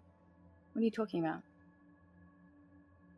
I feel like if you'll allow this, Diana, Of course. I feel like we have figured it out, but it's We taking them have a figured couple it of out. minutes. I So agree. I think we're kind of like sitting like cross-legged on the ground in front of it, just like throwing out like like weirder and weirder things. Just like sitting on the ground like pancakes. I don't know, An lipstick. ostrich. Spoonbill. I can only think of fucking birds. Shit. Yeah, what the fuck? Participate. I am participating. I don't know. They birds symbolize all kinds of fucking shit. Everything can symbolize everything. First of all, okay. What do pancakes symbolize? I didn't get to eat breakfast this morning, Right. and I'm hungry. So we had to go explore the cave. We gotta solve this before she comes back. I cannot have her Oh walk my back in here and figure it out God. in 20 seconds. It will actually make me Okay. crazy. Crazier than I Okay. already feel. Okay, I'm gonna read it again. Okay. Kind of reads through it again and then goes, alright, we've got aging, Aging. death. Death. Those were our closest. Parenthood? I mean, it did take Maybe? It did take a a... mom to open it, Right. but I don't know. Aging. Do you think it's Denial. Anger. Bargaining. it's grief? Accepted. It's Grief. fucking It's grief. just kind of like Everything's yell fucking grief. grief. See if anything happens. I also don't know how I'm supposed to submit our answer. Me neither. There's no buzzer. You say the word grief. The statue lowers her hands and looks at you with this blank stare. I'm sorry for your loss. Covers her face again. And she herself begins to rotate away into a pocket in the wall. And there is a clear archway in front of you leading into another room. The room. And I think that's where we're going to take our break. Fuck! God damn Join it, us. Join us in 15 minutes to find out what lies beyond the doorway. Bye!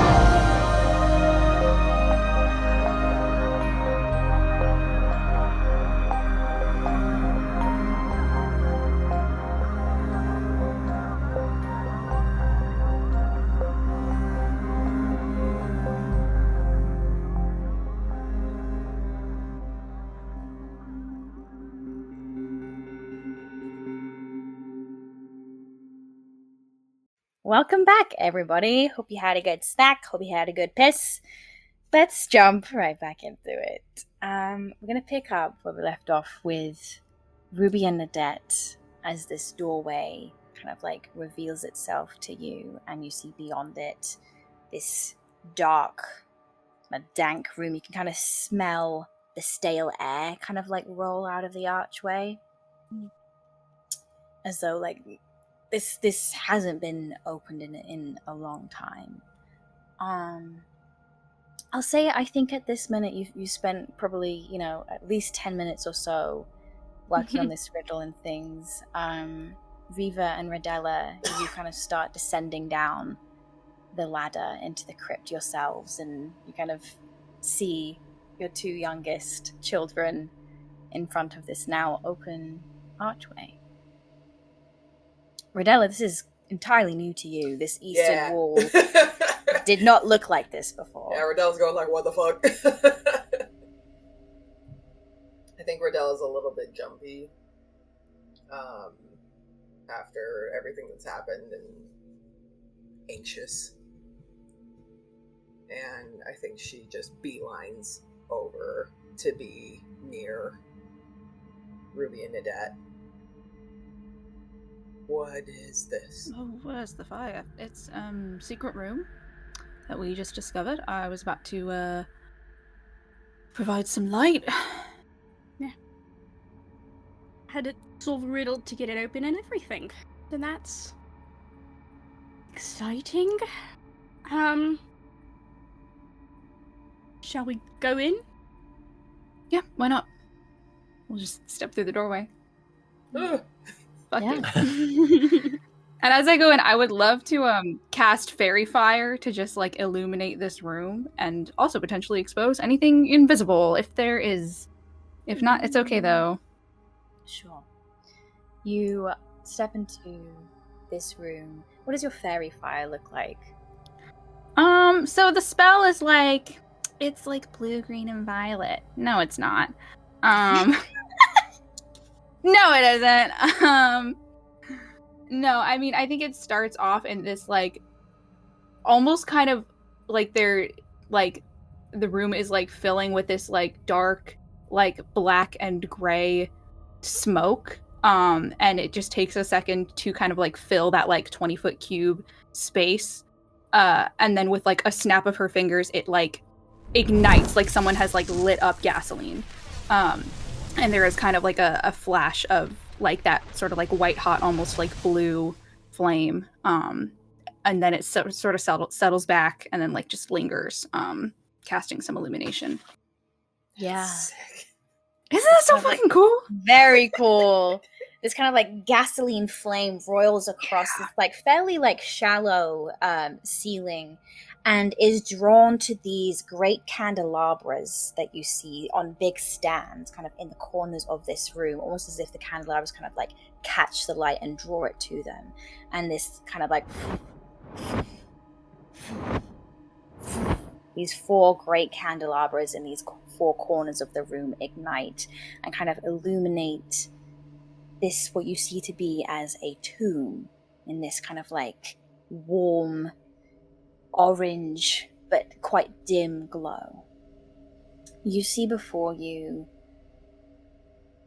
in the center of the room, is like an indent, a depression in the middle of the room with kind of like 3 or 4 steps leading down into this. And in the center of this depression is a large stone sarcophagus. It's very large, very grand, and is carved in the shape. The lid of it has like the figure of a young woman, kind of like, is not carved to be veiled, but the amount of cobwebs on this tomb almost give her this like veiled appearance. Everything is covered in a thick layer of grime and dust. There are cobwebs everywhere. It's still very stale smelling. The way that flame ignited in the room kind of like made it's kind of ashy in here. The kind of smell of like decay and long forgotten relics. And at the top end of this sarcophagus, at the top of the kind of steps leading out of this pit in the floor, you can see a table with several items sitting on it. And that's pretty much it. Otherwise it's a very, you get the impression it was once a very beautifully kind of like adorned room. Everything has been created and built with a huge amount of care. There are like stone pillars that kind of like hold the ceiling aloft. But otherwise it's just been lost to time.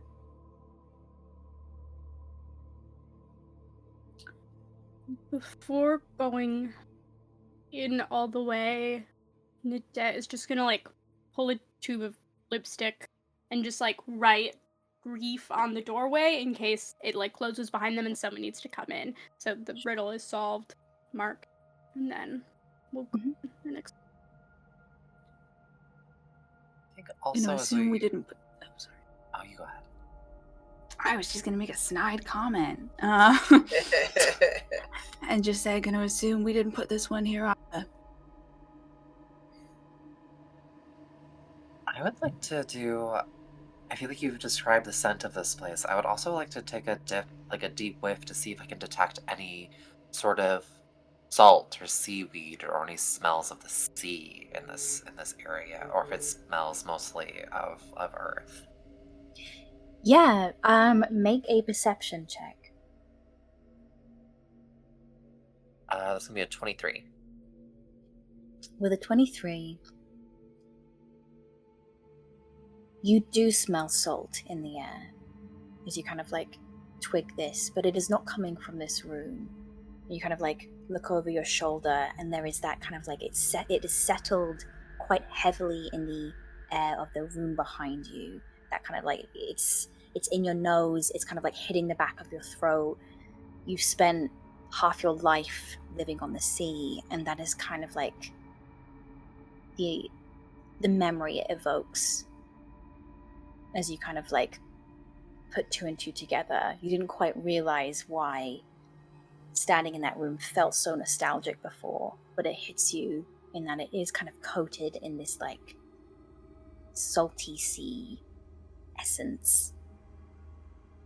But this room, the tomb, is just dank. It is almost hazy with the kind of like dust still settling the air and that like warm light. It just smells very stale.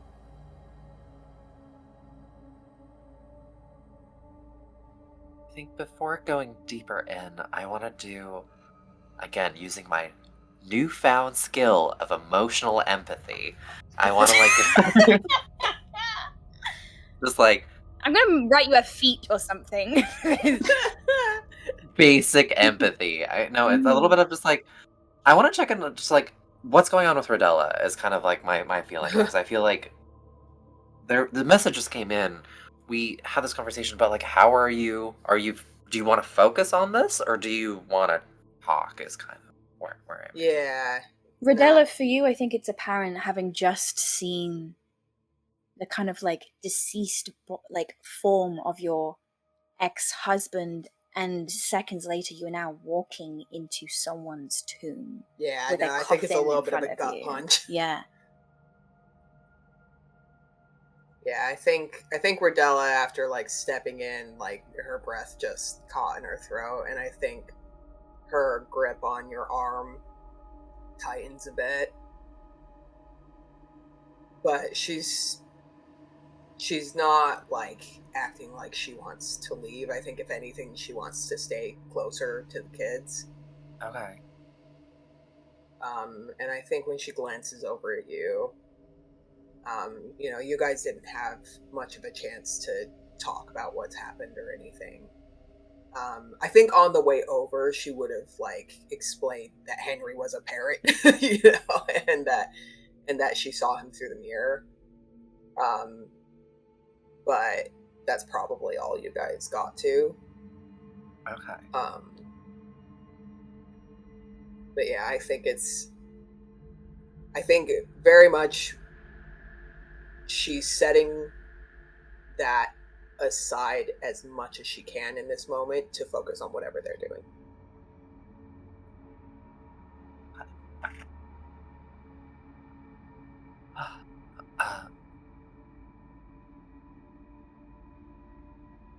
Ruby Nadat, well done. And I think what I want to do, I think, is approach not the sarcophagus, but the table. Sure. And I think I kind of look over to the group, like, does anyone want to come with? Yeah, Ruby's like a dog with a scent, just on it. Notably, that door does not close or move or shut behind you as you kind of all enter this room. And you approach this table. It's a stone table. It's not made of wood. It's very much like built into the foundations of this room itself. And it is overlaid with this rotting once silken tablecloth. And there are several items on top of this. The first, and I think the thing that catches your attention immediately, is a painted portrait. And this portrait features a middle-aged, human-looking man with kind of gelled back, like salt and pepper hair, a large mustache, and these like kind of intense dark eyes. And with him is a fair-haired young girl, perhaps in like her late teens, early 20s, with similar brown eyes. And the frame of this portrait is gilded with gold leaf that is kind of like cracked and peeling and flaking away. You also see on the table a vase of what would have once been flowers, but have like long since turned into these like desiccated husks, like almost powder. They would crumble at like the slightest touch. Again, this vase is kind of like gilded with this gold leaf. And there is also a kind of like rusted looking box, trinket box, ornate kind of like looking box in between these two.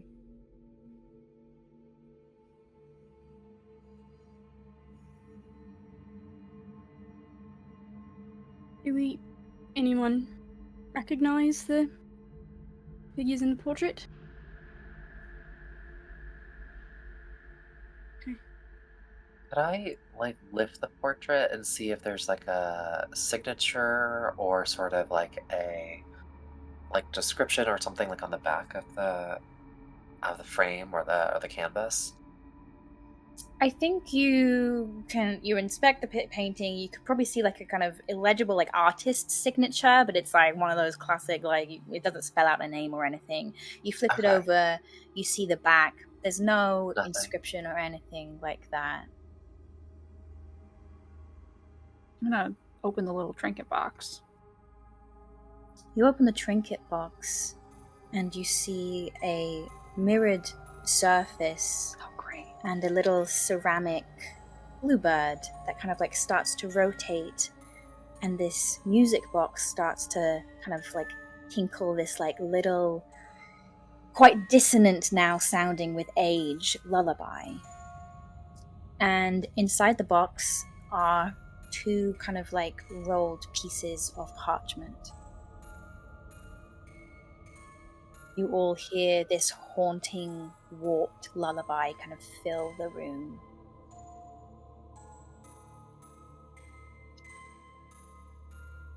I think Ruby starts subconsciously like whistling along under her breath as she unrolls pieces of parchment. Haunting, thank you. You're welcome. The first piece you unroll is immediately evident as a child's drawing. And it is immediately recognizable as these two bird-like people kind of like scrawled in crayon, identical to the etchings on the south wall outside. A slightly larger bird person, winged hand in winged hand with a smaller one. And there is shaky handwriting at the bottom that says, "For Papa." Oh. Damn. I'll look at the other one. kind of just hand this off to Riva as I'm like examining the things in this box. Riva, what do you do with this piece of paper? Do you look it over?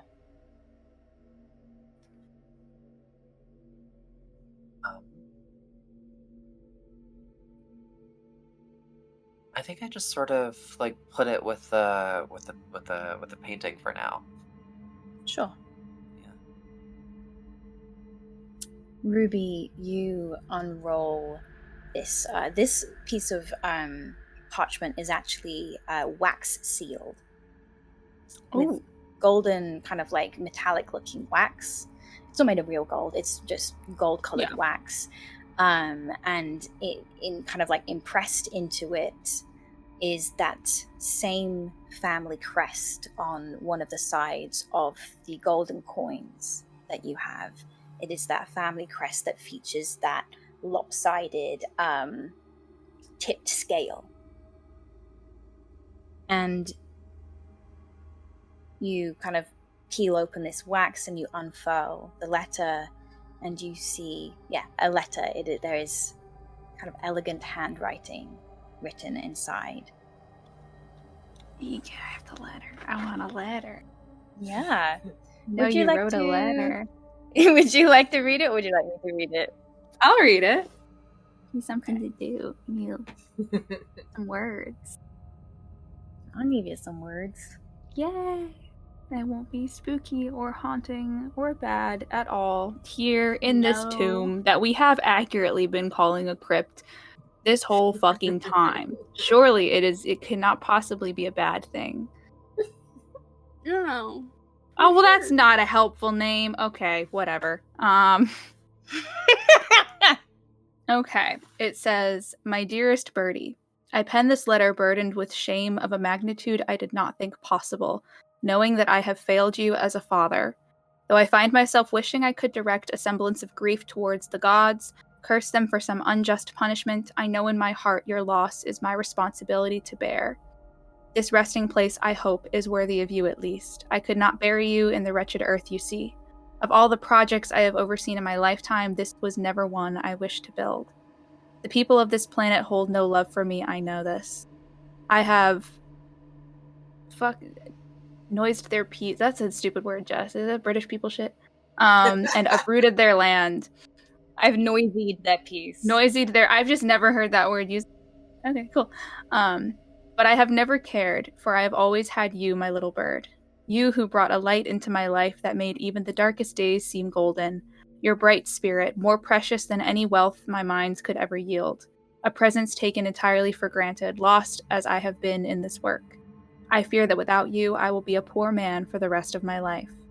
This dreary planet so rarely bears witness to sunshine. As the leaves shed their green with the new season, and as I watch the dawn briefly color the sky each morning, I am reminded of this. There is nothing more fleeting than gold, and none know it better than I. But know this, I will not leave you. The gold will eventually run dry as it has done, but I will find a way to remain here by your side. I made a promise once to never separate us. I have broken many promises to you, my bird, but this is one I vow to keep. Love always, your Papa." Looks like the king had a kid. And things went bad. I say. Ruby does not say. Did you read this out loud so everyone can hear? I don't think so. I think Ruby is still trying to find her voice a little bit. But I think that she'll just take a second to read this through, and then just like hold it out for anybody else who wants to read it. Nadette will take it, and as so often is the impulse, will read it aloud to have some noise.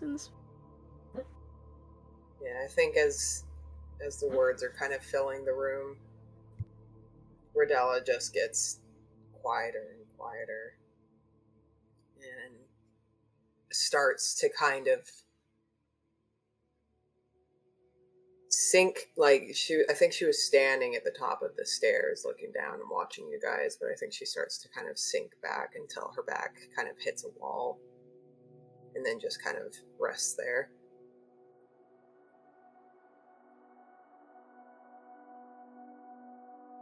I'd like to come over and just put like my hand on your shoulder and sort of just kind of rub it.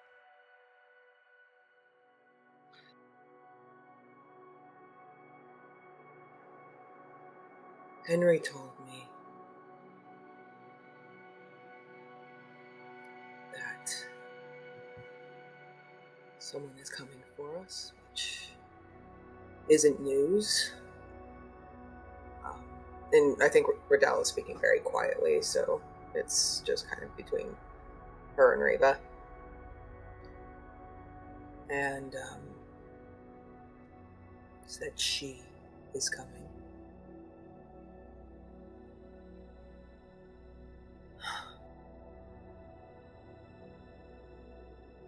And also said he couldn't say much, but said that there was somebody who could. And I think she looks around this room that is just the epitome of, loss. And looks at Reva and just says, there is somebody who has been trying to reach us and to help us.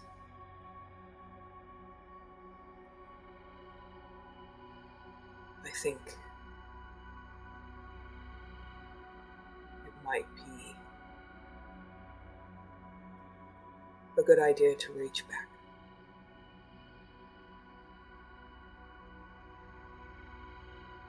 Is our ally the person who brought him back? I don't think so.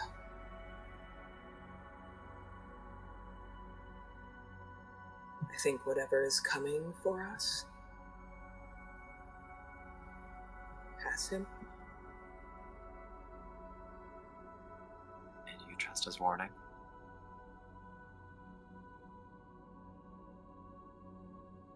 I think there's something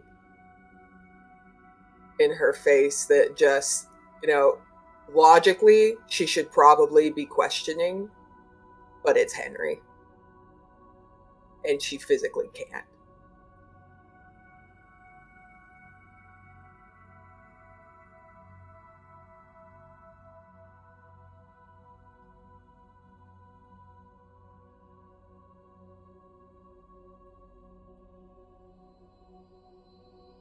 Okay.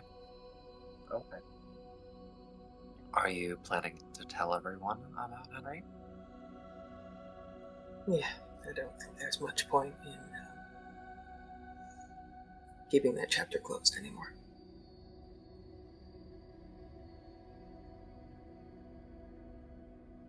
Did he apologize for scaring the grandkids? Because... He did, in fact. Good. I don't think the grandkids were scared. I think that was us.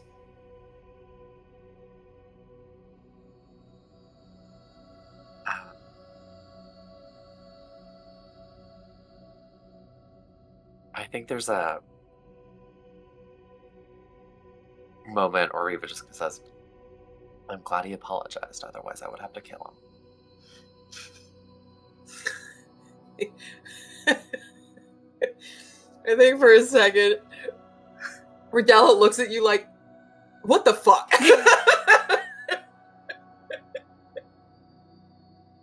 But did I get a little smirk from Riddell? It's a little bit of a fond what the fuck is wrong with you?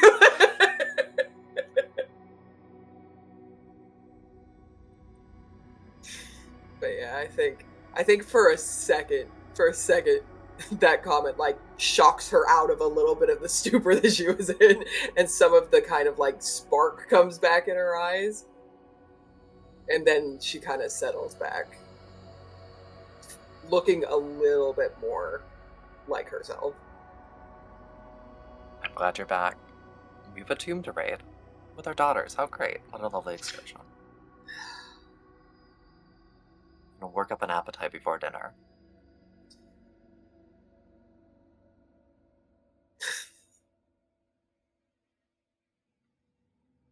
We do need to find him, though. Yes, we do. Okay. And I give you a squeeze. Like, and I love you, squeeze. I think Rodella kind of peels herself away from the wall and goes and joins everyone else. Starts looking around. Yeah, what are you looking for? Probably just anything else that's standing out. Kind of avoiding the tomb. The sarcophagus? Yeah, it's a beautifully kind of, there are a lot of like elegant kind of like carvings in the walls, not etchings, but like, you know, flourishes up in the ceilings and on these like pillars, but the room is fairly bare other than the sarcophagus and that kind of altar like table. You mentioned the sarcophagus being a sort of engraved, or was it like sort of carved? Is it the face of the girl in the painting that's carved onto the sarcophagus? Yeah, I mean, you'd have to Yeah. go down and like take a closer look at it. I would like to do that. Sure. So you kind of like step down into a couple of steps that lead down into this like depression in the floor. It's hard because I feel like age has kind of like made the very probably once finely detailed and like finely carved details of this face kind of eaten away by age a little bit. It is a young woman, and you could perhaps guess at a comparison. What you do see, however, is a small plaque on the end of this sarcophagus. And the name on this plaque reads Beatrice Moore. Interesting. I want to clock the sort of plaque, and then I want to see and do an inspection of how the sarcophagus is sealed. Is it just from weight, or is there a latch? There's no Or- latch. There's no It's latch or anything? probably just a heavy stone lid. I look over to my daughters and my wife, and then I go, and I kind of like, all right, like, who's gonna help me? Your dad steps up and goes, just for the record, this is a new low, even for us, but let's do it. Gets ready to shove. I think Ruby's still standing at the table, kind of like looking over these items, very much in her own little world. And I think like reaches a hand out to the dry, extremely dead flowers. And in what is probably a completely futile move, like tries to druid craft some life back into them. Yeah. I think as that magic kind of like pools into your fingertips, it's like the flowers, those kind of like petals, crumble and fall away. But then you watch out of like the center of the flower a new bud appear and slowly begin to grow and bloom. And it takes probably about 30 seconds to a minute for this to happen, but where there was once just death and decay, new life blooms in your hand.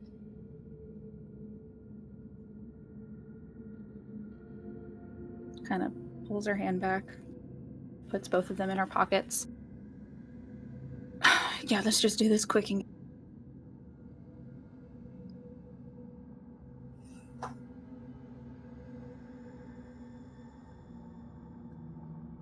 Who's doing this? Is everyone getting involved? I mean, You are the brawn, Redella, I will say. They will have a hard time without you. I think Rodella feels sick, but she's doing it.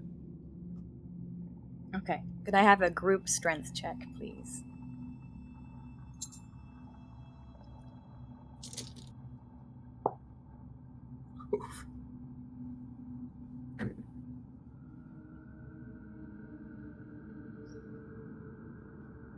I got an 8. Got a 16. 13. Rodella, you have a D10 inspiration, don't forget. Oh my god, I have inspiration too. Okay. Let's do better. Well, okay, 10.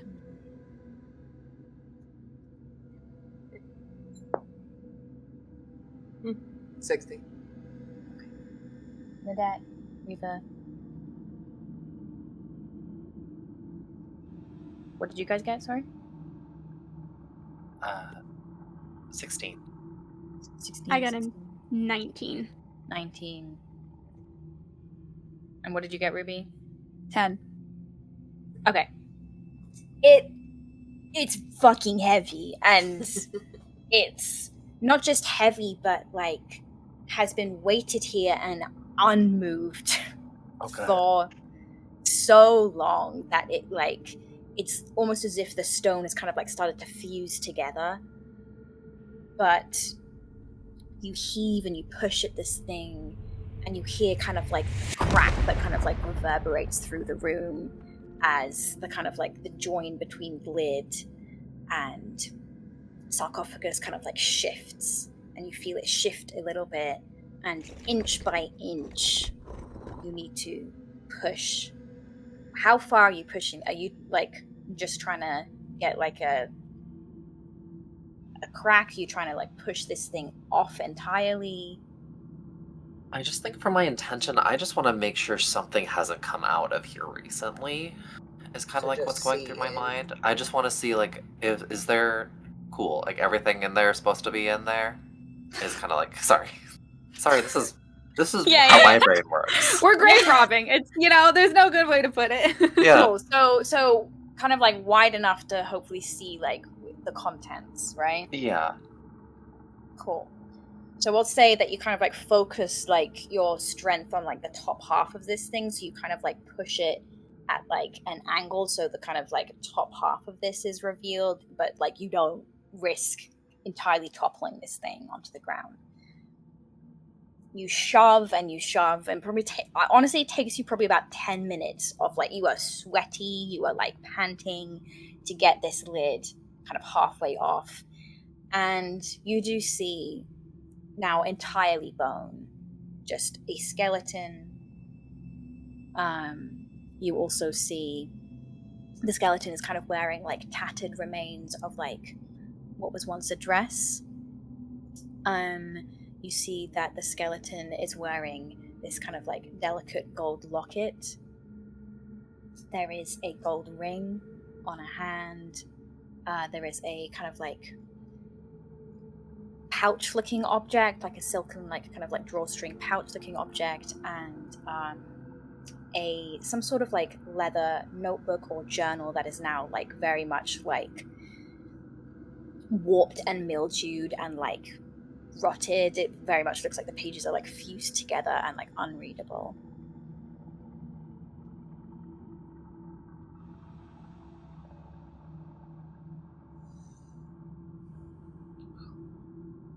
Still in there.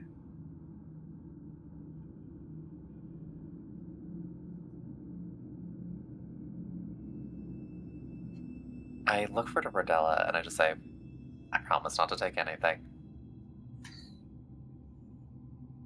And then I look over to Ruby. We promise not to take anything. I look over to Nadette. We promise not to take anything. Good. Body confirmed.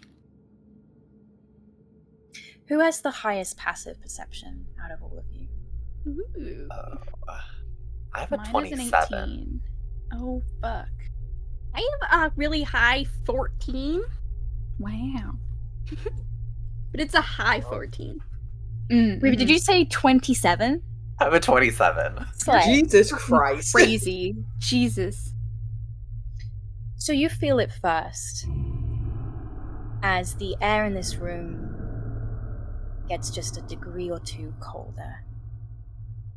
And you are also the first to hear these kind of like background whispers And opposite you in the center of the room, something begins to rise from the floor. It looks as though this kind of like almost puddle of mud and like wet earth starts to rise up from the stone, kind of like dripping clods of like earth as it grows taller and taller and forms the vague shape of a person. And I would love everyone to roll initiative.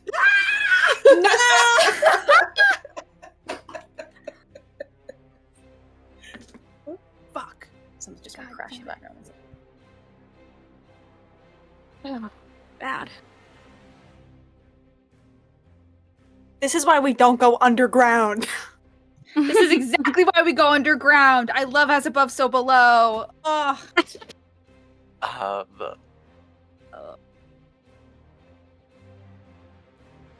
That was crazy. Something just crashed in my kitchen just as I said that. It's terrible. Oh my Terrifying. goodness. I'm being haunted.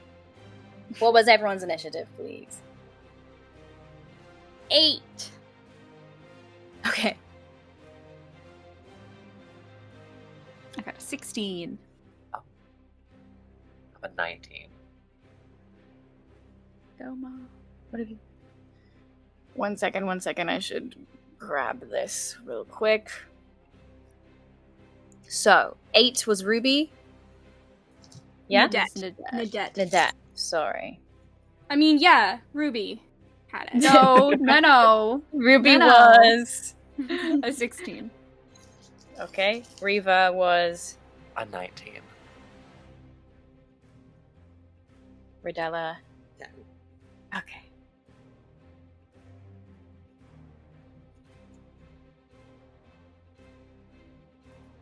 And me, the little guy. Okay. Riva, you are up first. So I'm seeing this figure sort of arising out of the stone sort of floor, and it's shaped like a human. Is that correct? Mm-hmm. And like in observation, like does it have like a face, and does it look like Lennox Moore's face? Is basically kind of what's in my mind. Is it a face that we recognize? It looks like possibly a female face. It doesn't look like a kind of like, you know, Lennox Moore in this portrait looked quite stocky. Okay. This is like a slender kind of like, feminine. feminine figure. Her mouth is like kind of like wide open, kind of mud is kind of like pouring out of it. Okay.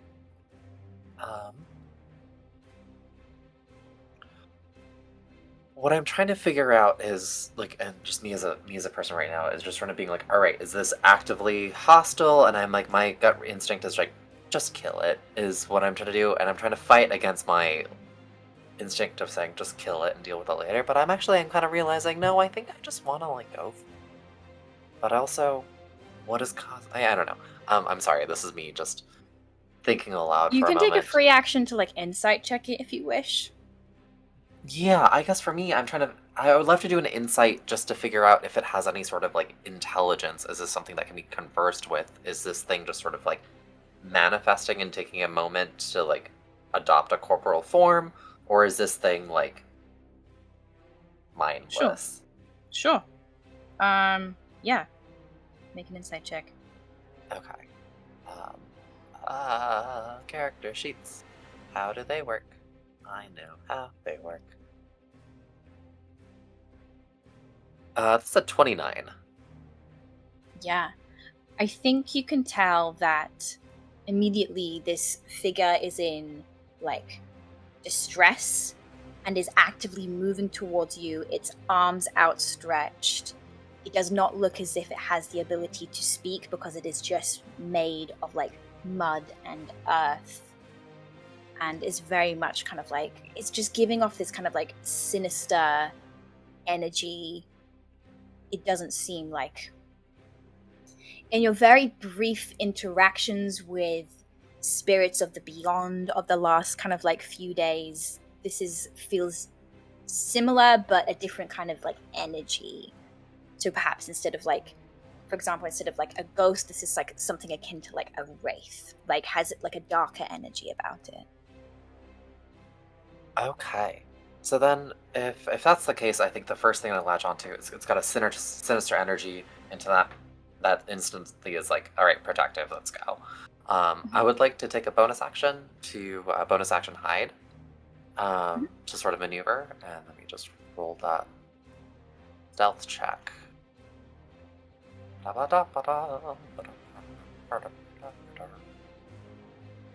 I'm imagining the Final Fantasy sort of like combat music right now in my head. So that's gonna be a 19 on the stealth. Yep. To hide, and then immediately I want to come out of stealth and use my sneak attack. Yeah, go for it. Oh my gosh, that is a very poor roll. Did I get anything? No, I did that. That's gonna be a 23 to hit. That hits. All right, and gosh, so much. It's been so long since I've rolled rogue damage that I'm like, Mm-hmm. That's a lot. oh my god! Let me just click this button. That's gonna be 7 plus 7 plus 21, which is going to be a 28. Okay. And what are you throwing a dagger, did you say? I just want to not throw, but like stab, get close in and stab it. Okay, so you're getting up in melee with it. Yes. Okay, what part of its body are you aiming for? Throat. Throat. I think you kind of like, you slash at its throat and kind of like the mud parts and more mud kind of pours out from it and it kind of like reels back and makes this ungodly kind of like and that is your turn? Question mark? Yes, that is my turn. Okay, up next is Ruby. Your turn. What are you doing? Okay, so I have this very cool and sexy bow that Jess made for me. That's called the Bow of the Phantom. So I would love to, for the first time ever, activate its very cool abilities. So once per day, this bow gives the wielder the ability to see and shoot through solid matter in between themselves and their target for 1 minute. It can pass through all this crazy shit, and it will also, if this is an incorporeal target, like a ghost perchance, they'll have to make a con save. So I'm just gonna roll so many fucking attacks, actually. Okay.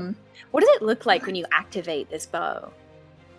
Oh, I think it's so fucking cool. I think Yeah? Tell me about it. that's it. That's all. No. I think that like Ruby kind of takes a couple steps back, and even though like this is a pretty well lit and illuminated room, she herself is the person who lit this room up. Mhm. So I think that just for a second, even though she's like standing in the middle of all of this light, there is just like a flicker of like a shadow, and everyone's shadows, or regardless of where they're standing in relation to the light, all kind of, it's like they're all like magnetically like drawn to her. And for a second, she just like flickers in and out of like invisibility as well as her bow. And then like the next second, she has like moved further away from this thing so she gets decent range on her weapon.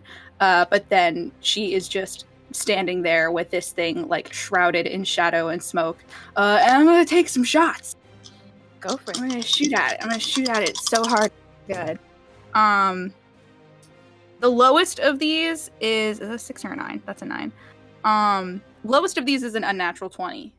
Yeah, that hits. All right, cool. So and I also bonus action hunter's mark as well before I forget. So those are my hunter's mark. These are my damage. This is also, if it's corporeal, I'll do extra damage. If it's not, it's gonna have to make a save. Okay. So you let me know. Oh, I rolled pretty good on that. Okay, that is 10, 22, 25, 30 plus 15 are the bonuses, so that's going to be 45 points of piercing damage Dang. to this guy. Just 3 Okay. shots, one after another after another. Yeah. And what's the DC for the con save? It is a 14. I rolled a 4. Ooh! Then incorporeal targets, ghosts or specters, are dispelled.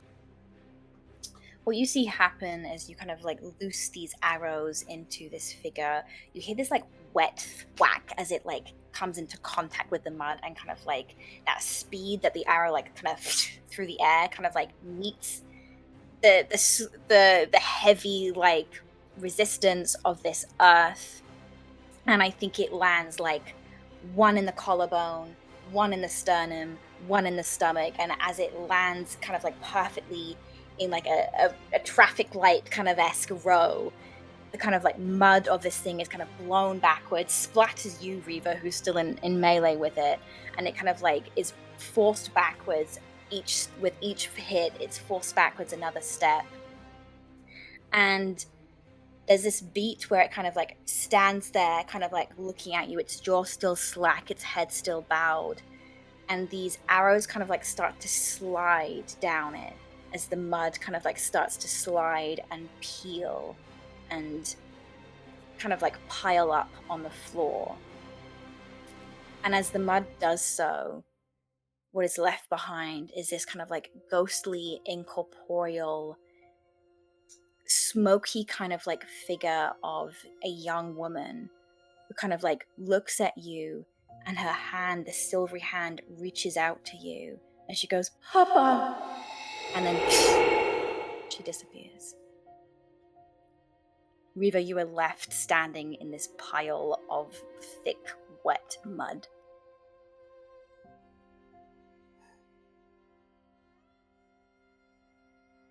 I think I sort of like tried my best to sort of like brush the mud off of myself.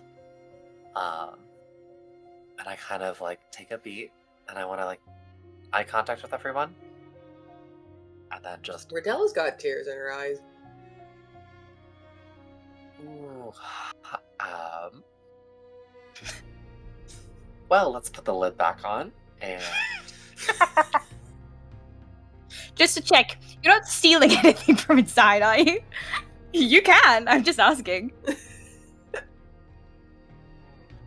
as much as I would like to, the judgment that I would feel from my spouse would probably destroy me. Okay. As of this moment, I mean, this is kind of one of those things where I'm like, this is character growth. Also, like, there could be clues. But she's dead. She'll be fine. Ooh. Well, good to know that she's in there and taken care of. I think that Ruby, who would normally be like, kind of like preening a little bit at, you know, having gotten her kill, just, you know, a little bit of like mischief and excitement in her eyes. Instead, it's very like empty and hollow, and she gives like this big breath, like expecting to feel that like pride or excitement in her chest, but when she exhales, there's just kind of like nothing. And I think that without really saying much else, she kind of just like turns on her heel and is like, yeah, let me know when you're done, and we'll head back out of the chamber. And I think we'll pan from this scene over to Rose and Tenon in the kind of like still fairly early morning daylight, as they walk over to their cottage where their 3 children have been hosting a kind of sleepover of sorts. I think even before you kind of like reach the front door, you can kind of hear like the jovial kind of like childlike cackling of your 2 eldest daughters, and you can kind of like hear in the distance like Sam kind of like calling from a different room, and Tennant kind of like gives you like a little bit of a bracing look.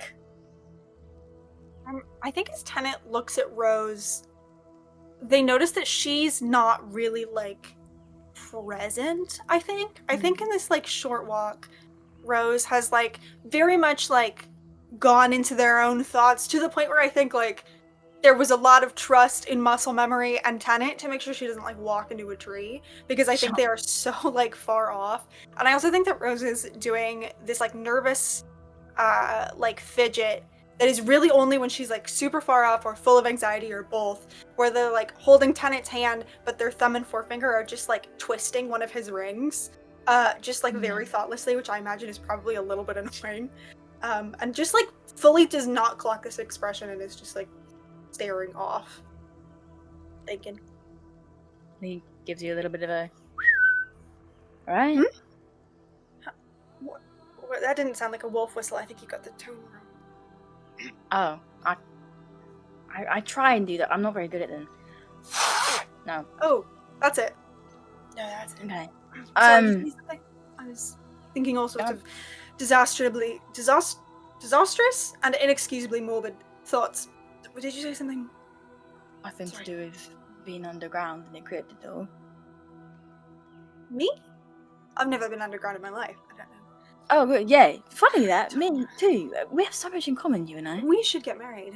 It's crazy. Yeah, I'll put it on my to-do list. Yeah? Number 3? Yeah.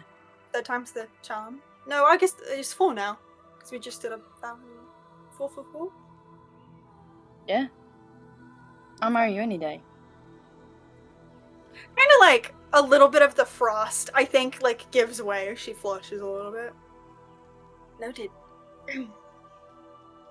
And then I think registers the shrieking from the inside and just... Oh, that's a lot of energy. Before we enter the front line, do you need anything? I'm great. I'm fine. Okay, going once, going twice. No, we're about to walk into sounds like very happy house, and I feel like the mood is not as dreary as it has been, and all of my thoughts are very dreary, and I don't want to kill the mood. So I'm just going to put a pin in it, and we'll circle back next time things are awful, which probably Can't be that far away. What do you think the odds are that Sam is still wearing the mustache, by the way?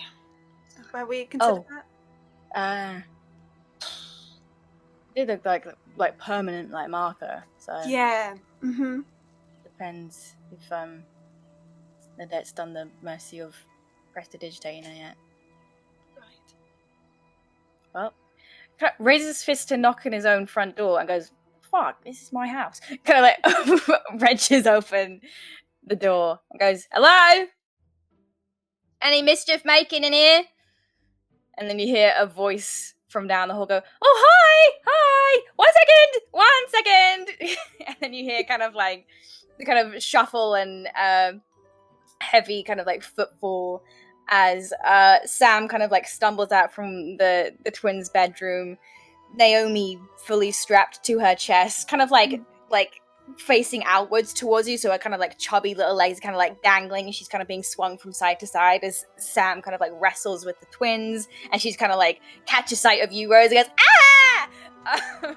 Hi! And the two twins kind of like come out. Aspen has a pants on her head again. Elowen is perfectly dressed as usual, and Sam just kind of goes, "Hi, yeah, pants situation," and Aspen goes, "I am wearing my pants on my head. That is it. Done." Helen looks at you. I think in this moment is just like so happy to put their brains somewhere like normal and domestic that I think that like more of the frost kind of gives way, and just steps in and just, I think, kind of like hand on the hip, cocks her head at the pants and then goes, "Is this the newest fashion then? Is this the Yes, I am a trendsetter. Right. Well, of course you are. I mean, I believe that. I just, because I thought, I mean, I don't know, I heard from Bobby Masterson's mother that pants on the legs is the new thing. And I just, I don't want you to be behind the trend if you don't want to be. You take fashion advice from Bobby Masterson's mum? Oh, I would never. Come on, you know better than that. No, I mean, of course I would never, but, I don't know, I think pants on the legs are the thing. If Bobby Masterson wears pants on his legs, I'm wearing them on my head! Ellen kind of looks at you and goes, "I've tried telling her." Right. I think I'll kind of just like reach out and like run a hand through Elowen's hair a little bit and just like, hi. How's everyone doing today? I feel like we're all very full of energy. Did we have sugar for breakfast? A little half glance towards Sam. Yeah, well, I did. I made pancakes, and then I think I really let the game down with maple syrup. So that's my bad. That's on me. No, you know what? It's Naomi drums her little legs against like Sam's like middle. Sam kind of goes oof, and they were just going ma ma ma ma ma ma ma ma. Oh, I think that Rose just like, who has not had a lot of chances to just like hold her baby since they got home 2 or 3 days ago, I think just like melts and goes, oh, can I, I'm so sorry, can I take her? Of course, yeah, please. Also, hi, thank you so much. How are you? Are you fine? As I'm like taking my baby from her arms and just... Yeah, no, it's been fun. Yeah, really fun. Yeah, they've been good? Mm-hmm. As soon as Naomi is kind of passed over to your arms, her kind of pitch black hair, same color as Reva's, suddenly blooms with all of these like bright white daisies, and she just looks like she's wearing this like helmet of daisies all over her head, and she continues to just go ma. I think Rose fully was halfway through kind of squinting at Sam to try and figure out how genuine that they behaved was, and instantly just wraps her arms around Naomi and tucks her little head in and just big hug and just a really big sigh. And I think facing Sam a little bit away from the kids, a little bit of the I'm mom and everything's okay mask fades just a little bit as Rose gives into this moment of just oh, I love my baby so much.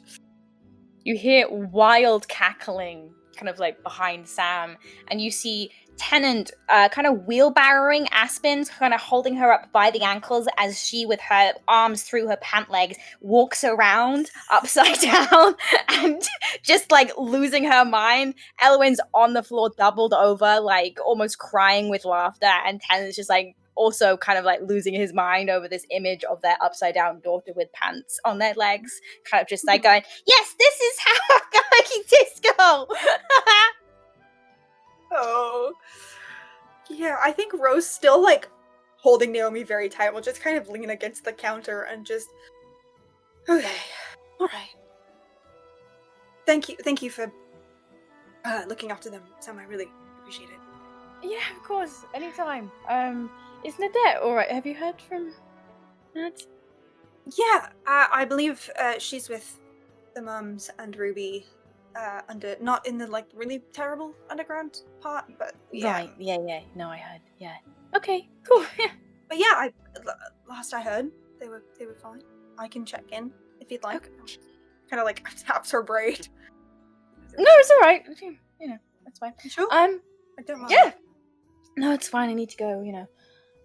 Open up the bakeries. Have you guys got it handled and stuff? Yes. Yes. We can look after our own children. No, oh my god, I wasn't saying that. No, I know it wasn't. I'm sorry. No, it's fine. No. You're great parents. I very much admire you, and I'm definitely not thinking about having babies. Sam, it's okay. Okay, let's go. Thank you very much. I genuinely really appreciate it. I owe you dinner once things are less the way that they are at the minute. Please go do what you have to do. Okay, yeah. Let me. And I think I'll just put a hand up to her cheek and just swipe a finger along their upper lip and press the digitation to what I imagine is just black smudges. Oh, Nadette fully prestidigitated away. Yeah. Cool. It's all good. Perfect. Maybe there's just a hint of a smudge left that you kind of wipe away. She goes, oh god, I'm really sorry about that, by the way. It was so embarrassing. You don't have to apologize. Okay. It's fine. Honestly, it can use a bit of it now and again, if I'm being honest. So. Okay. Cool. Won't argue with you. Okay. Well, thank you again. If you need anything, let me know. And if you want me to check in with Nadette at any point, I'm very happy to do so. Very happy to do so. Only if you run into each other, if you see her alive before I do, just let me know. I will do that. Okay. Cool. All right. I'm sure she's fine. Yeah. All right. Bye, kiddies. Love you very much. Was a pleasure as always. And I think Aspen kind of rips her ankles off out of Tennant's feet and does a barrel roll down the hallway. Again, very strange. She kind of sits up, hands above her head, with these hands flopping at her wrists, and goes, "Bye, Sam!" And the Eloin kind of like runs up and like throws her arm around her waist. No. Okay, cool. Bye. Love you very much. Bye, Tennant. Tennant's like, thank you again. Sorry. Yeah. Goodbye. Tam just backs out of the house. I think the minute the door is closed, Rose just looks at Tennant and goes, was I that nervous when I moved here? You were worse. Okay. Wait, Not gonna question. Well, Ruby was being like really mean to you as well, so probably No, I do. I remember that. It's visceral. It's in my Yeah. brain forever. Yeah. Yeah. Interesting. All right. Okay. And then she just looks down at Aspen and is so like, we've done this 1,000 times and somehow I still haven't figured out what to do. And I just look at Tennant, who seems to have the most success in this particular. Just like, can't look at you like that. Killing me. I think I dissociated and forgot my arms were up. It was very good. This felt quite nice. Anyway. The neurodivergent arms. Tennant goes, yeah, I think we're ready for school then. You ready? Let's go. Is she wearing anything on her bottom half? She's wearing her kind of like little like pajama bottom shorts, kind of like little lacy. Okay. Like, yeah. So it's not like the end of the world. No, she's not wearing like Okay. knickers on it. Okay. She's wearing like little pink like daisy embroidered shorts and like Okay. you know a t-shirt and then her jeans on her arms. Like, is it cold enough outside that she's gonna like freeze to death, especially as It is cold, but I think you can tell by Tennant's kind of like attitude that he's just gonna make her put up with it until she gets sick of it herself. Sure. Yeah. And that's pretty much the only way you can deal with this situation right now. All right. Well, we ready for school? Kind of braces for pushback immediately. Fine. Elwin's like, yes, please. Yes, please. Are you really gonna make me walk with her like that? What do you mean? She looks ridiculous. I think Rose kind of like a little bit more serious than she normally is in the face of this ongoing crisis. We'll just say, I think sometimes people feel most confident in ways that we don't feel most confident, and that's okay. So, you know what? If that's what makes Aspen feel comfortable and happy going to school and confident, that's okay. Just the biggest eye roll. These like big orange eyes roll in her head. She looks so much like Tennant in this moment. It's ridiculous. And she just kind of like strides out of the house. Tennant is kind of like crouched in front of you looking at Naomi going, Dada. Say Dada. She goes, Mama, Mama, Mama, Mama. No, Dada. Dada. No, okay, fine. Let's go. I don't mean to interrupt your teaching our child a lesson. What did you see that? Did you see that roll? Who? No, that was all you. That was your genes. That was Crowcolts I didn't genes. do anything. What have I done? What are you shouting at me? She rolled her eyes. She went, and she rolled her eyes and she stormed out. Okay, well. Okay, fine. You're laughing now, but when they're teenagers, you're going to be just as in it as I am. Nope. Okay, bye. Walks out the door. And Aspen kind of like looks at like Tennant kind of leave with Elwyn and kind of like looks at you, Rose. Yes, my love? Nothing? Struggles to kind of like get herself up off the floor with her kind of arms restrained as they are, and just kind of like walks out the door. I think like a few steps behind Aspen, I will just like still holding Naomi kind of look down and go, what are we going to do with your sisters? That's right. That is absolutely right. And you know what? I'm so glad that we're on the same page about this, because sometimes I feel like I'm the only one thinking that way. She just in your face. I was just saying the same thing. I'll just kind of pat her back a little bit. I'll follow my family out the door. I think probably about 5 minutes into your walk, Aspen goes, I can't feel my hands. And Penn goes, do you want me to wheelbarrow you again? She goes, no, my hands will get dirty. And Penn goes, well, I don't know. I really don't see how we're going to figure our way out of this one. She goes, oh, why? And just starts whinging. I think I will cast a message to Tenet and just say, yes, definitely your daughters. Definitely. He looks behind, like, over his shoulder at you and gives you, like, an eye roll, very unintentionally the exact mirror of the one you just saw about 10 minutes ago, and turns back and goes, well, gosh, I don't know. What if we just until we got to school, what if we put your pants back on your legs? How about that? Okay, fine. He goes, okay, cool. I can't believe I'm doing this in the middle of fucking Crow Lane. Kind of like kneels down on the cobblestones, kind of like shucks her jeans off of her arms, just going, ow, you're being too hard. He's going, oh my god, you whinge so much. I think to the soundtrack of Aspen whining, Rose is just like rehashing the memory from earlier today of Rodella forcing Tennant to go on the run, and is just like just shaking her head a little bit in these like several moments in her of like, oh my god, these are my husband. These children are my husband. I'm so fucked. Element's just kind of like tapping her foot on the cobblestones, just watching, going. And she looks at her wrist, and there's this like tiny little like a princess like plastic watch that is like perfectly to the minute on time. She goes, we've got 20 minutes until we have to be at school, and I like being 10 minutes early, but it takes us 18 minutes from here to walk, Mom. Would you like to walk ahead? I can walk with you. Fine. Walks. Just like gives Tennant a little bit of a look, and I'll trail a little bit of a She's like ahead jumping Aspen into her jeans by like hoisting her by the waistband. She's going, ah! Just like halfway between laughing and whinging still. Elwyn just incredible marches ahead with you.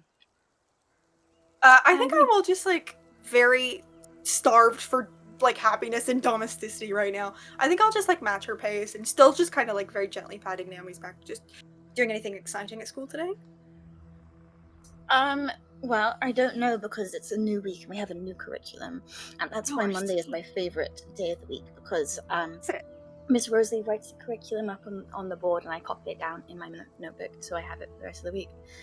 That's very exciting. And how did we feel about last week's curriculum? Anything fun? There was kind of room for improvement. I feel like we did a little too much extracurricular, like outdoor things, and I would have liked a little bit more time spent on practical writing, because I am writing a book right now, and I would like to map out the proper, integral structure of it. Jess, why would you give me little me as my This is crazy to me. Anyway, I'm having a normal feeling right now. Can I know what the book is about? Can I pry? Well, it's not finished yet. I'm barely at the first draft stage. Of course. But, I mean, will I be lucky enough to... Can I have, like, an advanced copy? Maybe? If you would like to review an advanced copy, I will maybe think about it. Really? Well, I was just thinking, I know sometimes, when people write books, they get official art and stuff, and, I mean, I don't know if you know this about me, but I do paint and draw a little bit. So if you would like any, illustrations in your book, I'd be more than happy to say it. I have been planning out a book cover. You? Yeah, so maybe, I don't know, we can, sit down and throw some ideas around. I would be honored. And I promise I will carry the secrets of your book. Thank you. Don't tell Aspen. She's been asking and asking and asking. She wants the whole book dedicated to her. She wants to be the main character. Aspen's always the main character. It's not fair that she gets to be the main character in my book as well. Can I make an insight check on how what if that is okay. Sure. Can I argue advantage because I made this child? Sure, it's your child. Oh my god, I rolled so bad on both of those, but I can't roll below 10, so it's fine. It's 21. Yeah, I think you get the underlying little bit of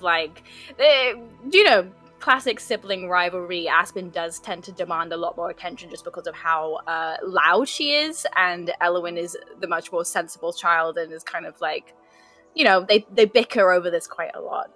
It's not like a deep-seated, rooted issue, and honestly, It's probably, of all the conflicts that these children have been exposed to over the last, few weeks to a year, sibling jealousy is maybe one of the lesser ones, but, there's a little bit of truth behind it.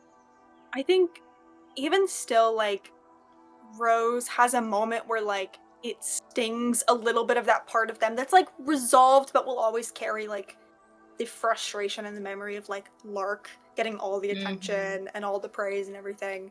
And I think that Rose, like, thinks for a minute and, like, looks down kind of towards the path that they're walking on, and then just, I was thinking, I know that since Naomi came, we haven't had a lot of downtime, but I mean, she's getting fairly big, and I was thinking, we used to go have those little mother-daughter weekends, if you wanted to, in a little while ago. I've been working on, I've heard that some of the groundskeepers at the stables have been working on some very nice rose gardens. We could go take a peek. Or anything, if there's something else you want to do, we can do that too. It'd be nice. Yeah, I would like that. I would like to brush one of the horses. Oh yeah, we can do that. We can go spend a nice little day down at the stables. Okay. I think that you're big enough now that we could maybe have you ride one. With supervision, just a little, nothing crazy. But, did you know I used to ride horses? Fairly often. Yes, you tell me all the time, Mum. Right, I apologize, I'm sorry. Well, if you ever wanted to, I mean, we could go for a ride together or something. I think you see a mixture of, like, joyous childlike excitement cross her face, combined with a hefty dose of, like, trepidation of, like, big horse, and just, like, general, like, anxiousness that kind of tends to linger behind Elowen wherever she goes. Yeah. Maybe, like, a small horse. Oh, yes, of course. Okay. Or we could always go and visit them and then see how we feel. There's no pressure. Okay. Just a fun day out. We'll do, a vibe check. Yes, exactly. Okay. Sound good? Is Aspen coming? I mean, I'm certain that Aspen wouldn't mind some time with your father, so I'm sure we could. Besides, I love all of us spending time very much, but I do also very much love sneaking away with you sometimes. So you spend all the time in the workshop with your dad. I miss you. Yeah, I've been getting really good at soldering. Rose, like, pauses, mentally goes through the checklist of all the terms that they've learned over the last, like, 10 years and goes, so you've been... That's with the fire. Wow, okay, yeah. Yes, it's with, like, the solder and the pet, and you, like, melt it, and you, like, join things together. It's, like, tries to keep the, oh my god, my child has a huge bolt of fire. I trust my husband? That's crazy. I just, like, pushes it down, and I think the smile gets a little bit more forced, and then, like, she takes a breath and is, wow, that's really impressive. I wouldn't know the first thing about it. That's so exciting. Yeah. Oh, do you wear gloves when you do that? No. Okay. I don't get burnt. Right. Well, no, I mean, of course not. I trust you and your father implicitly. I just, Well, I did get burnt, but it didn't really hurt because it just didn't. Okay. You got burnt? Well, I didn't because it didn't really, like, I touched it and I went, and it was, like, warm, but it wasn't, like, hot. Okay, good. That's good. That's great. I love that you are so excited and passionate about that, and that's so exciting. Mm-hmm. Just, like, trying to push the mom, like, okay. Why does your face look like that?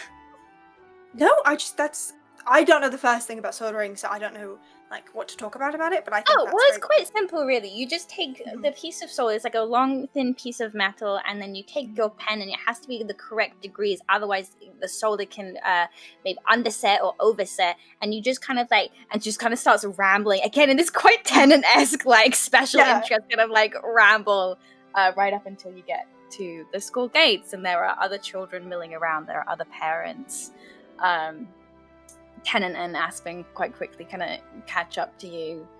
Mm. And Aspen's kind of going, don't! And Tennant's, like, actively looking around going, where is he? I'll get him. Don't worry, I'll get him. She goes, don't! Stop it, Dad! Stop it! Just see you. I don't think Rose is intervening. I think Rose is enjoying the spectacle of this so much. Okay. And also it's like, I also want to fucking find Bobby Masterson, but I have to be the responsible one. So, Well, I'm going to invite him over for dinner. She goes, no, stop it, Dad, stop it. Yeah, we're going, Bobby, stop it. She's just getting more and more shrill. Then she like starts climbing up his body to like press a hand around. He goes, oh, shit, ow, fuck. He like kicks it in the groin. Oh my god, that's Christ. No, the knackers. All right.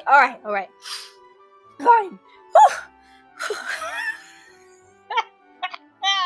I think Rose just like expression fixed in like a mixture of like just like manic laughter from just like having a psychotic break from the last 24 hours and now this is happening, and also just like genuine like entertainment. I think we'll just look away from this and down at Elowen and go, okay, do you need anything before you go in? No. Can I give you a hug, or would that make you embarrassed? No. Okay, good. And I'll stoop down with the arm that I'm not holding my baby, and I'll give her a big hug, and I'll kind of swing her around a little bit. Go, Okay, that was that wonderful, is a the little best bit day, embarrassing. and you're gonna be so smart, and you're gonna do everything. Sorry, is this embarrassing? I mean, puts her down, pats her shoulder a little bit. I hope you have a perfectly adequate day, and the new curriculum is wonderful, and you're gonna do great, and I love you very much. Goodbye. Kind of like wanders off. Aspen kind of like untangles herself from Tennant, kind of like pushes his face away and goes, bye! Kind of like gives you like holds her arms up for a hug. Bye, Mom. Give her a hug. But I refrain from doing the same thing because I feel like Aspen's hold on sanity this morning is Absolutely tenuous will enough. not. Give her a little Oh. hug. I will put a kiss on the top of her head, whether she likes it or not. Just go, all right, have a good day. Oh, bye! Runs. Bye. Tennant's still kind of like crouched down, a bit winded still. You all right? Yeah, she got me right between the legs. Good name. That's our child. Yeah. Why are we here? I know we're dropping off our kids. Do you wanted to do something? It's not staying in my brain. You wanted to speak to someone? Yeah, I wanted to ask Miss Rosalie a quick question, so I might pop in. If I Yeah. leave you out here, are you going to track down Bobby Masterson and ruin his life? Well, it's not any fun if Aspen's not here to suffer for it. So Right. Okay. I might just like Speaking of stand which, under a soldering? tree, like ominously. What? Soldering? Ellen? Is that safe? Is that... That's a talking genuine about? question. Soldering? Yeah. No gloves or anything? She got burnt, but not really. Well, she's fireproof, isn't it? I trust your judgment. That's a genuine question. I would not allow our child to get burnt, Rosie. Right. I know. She's very small. And Yeah, she's also Big part lion. tiefling. She's fine. right. Okay. Mm-hmm. Yeah, Mhm. that's fine. It's great. I trust your judgment. And I'm fine. I'm fine with the idea of a very small child with no gloves holding a large blast of flame. Not that kind of fucking solder. Are you mad? No, it's like a little pen. and Is there a like different soldering- kind? I don't know. Yeah. Do I Oh look my like I should God. I think Rose has a moment of like, oh, we're surrounded by other parents and we look like we're having a fight and just I'm not giving her like a blowtorch, Rose. You're crazy. we're gonna yes, everything's fine. We'll talk about it later. Can I give you the baby? And I'm gonna go find Rosalie. Okay. Oh, great. Fuck. What? I need to sign Carl to watch the school. I can keep Naomi. No, it's fine. I would much rather speak to Naomi than I would Carl. Do you want me to talk to Carl? I think he likes me. We don't converse much. I don't really give him orders, but I think he likes me. I'm a very likable person. No, I know that. All right. Mhm. Okay. Fine. Yeah. Want to If you could handle give it? him a ring, please. Yes, Yeah, please. I'm on it. Don't worry about it. Can I talk to Miss Rosalie first, though? Because I think they're about to have a class, and I don't want to burst in. I think Yeah, if I it's burst fine. in the middle of the class, Aspen and Elowen will find a way to disinherit me. Right. Yes. Sure. Yep. Right. Okay. I'll call on the way. I'll be back. Yeah. You just hold down the fort here. If he doesn't answer, can you tell me, please? Because I'll have a fucking word. Yeah. I'll let All you right. know. And I will. Love you. Kind of like grabs you by the face and in a great big display, kind of like kisses you like very fully on the lips, and then kind of like looks around and gives you a wink. Rose's ears are bright pink. Bye. Love you. See you in a minute. Gosh, kind of like glances around at the crowd. It's There is like a couple of parents kind of looking over at you and going, I think like clocking that a little bit like straightens up a little bit. I was like, yeah. And then I'll ring Carl and I'll go in and start weaving through all of the children and the parents to go find Miss Rosalie. Sure, yeah. He tells twice. You get a, you're right, love. Hi, Carl. How are you? I'm top. Yeah, how are you? Is everything all right? Yeah, we're great. Well, you know, as it always is. Listen, are you free? Yeah, always. Yeah. Would you mind just keeping an eye on the school? It's been, and I'll lower my voice a little bit as I'm kind of winding through the halls here. I don't need the entire school to know my business. Well, I'm not free because I'm Oh, working. Just don't tell your husband that. It's like laughs for just like 5 seconds too long. I don't think he likes me, do you? Anyway, don't ask Tenant? that. No. But if he asks, I am not free because I am working. But right, but you're free to do I am free work. to do more work. For Okay. you, Miss Crowcolt. Anything. Thank you. Do you need me to talk to my husband? Is he treating you alright? No, lovely man. Yeah. Get on like a house on fire. Okay, great. Yeah, I just could you keep an eye on the school today? Yeah, anything in particular? If you see a red parrot, don't shoot it.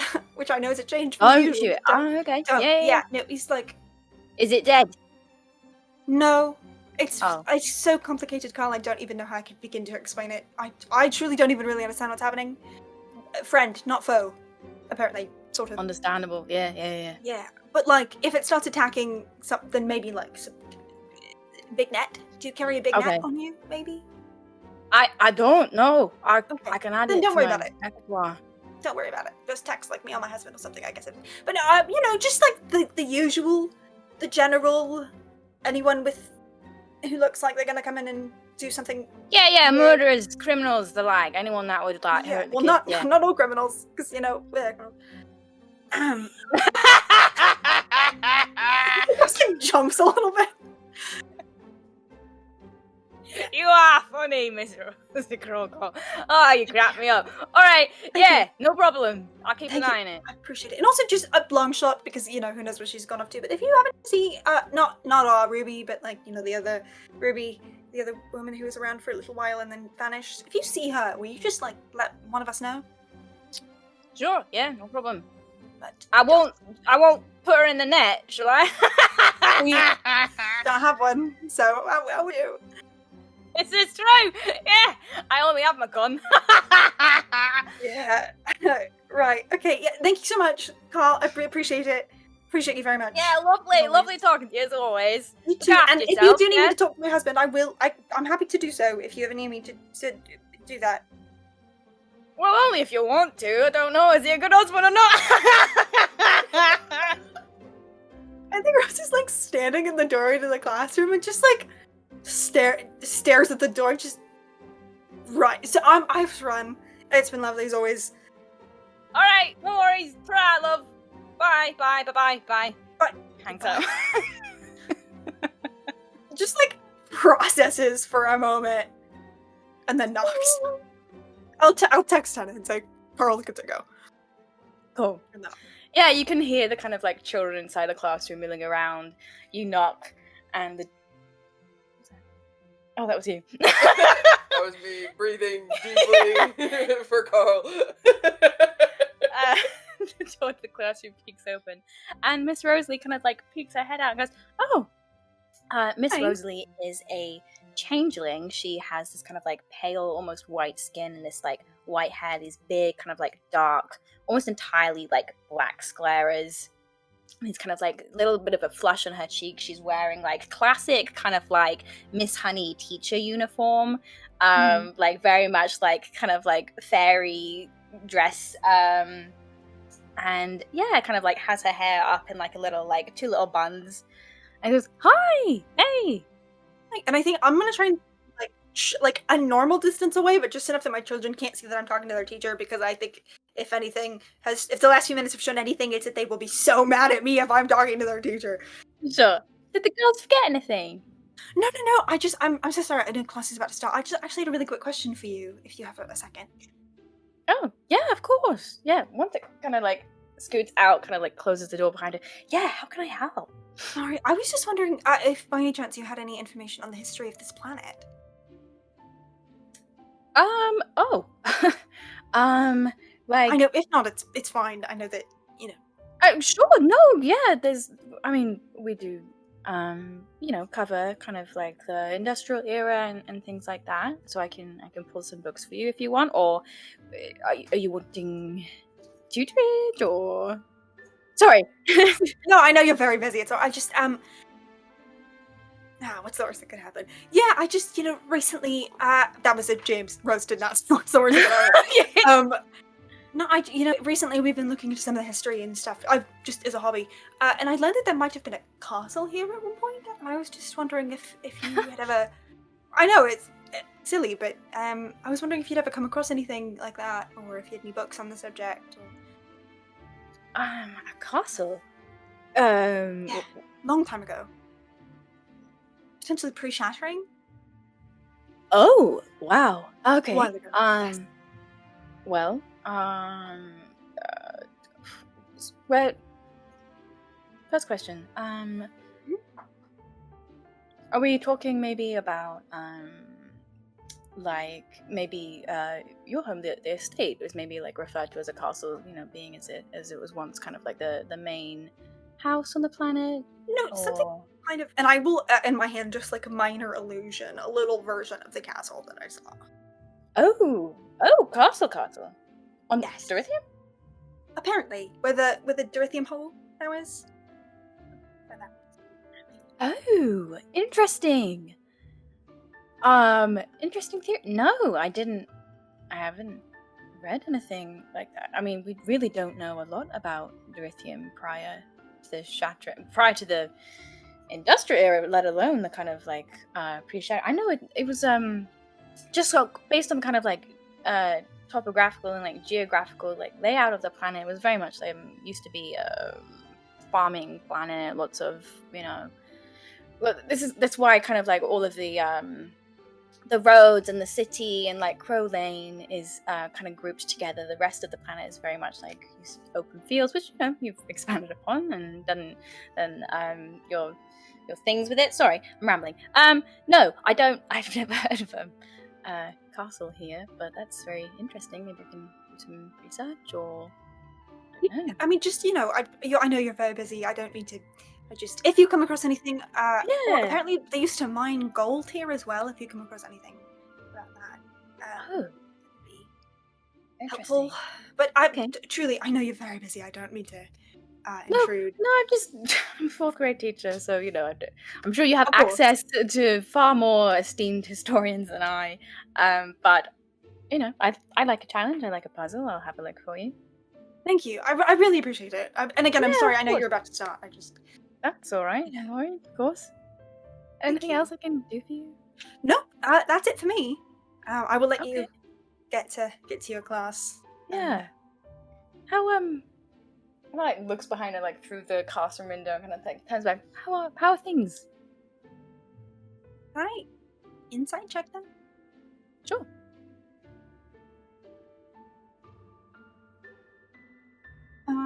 A million. How does a 29 do ya?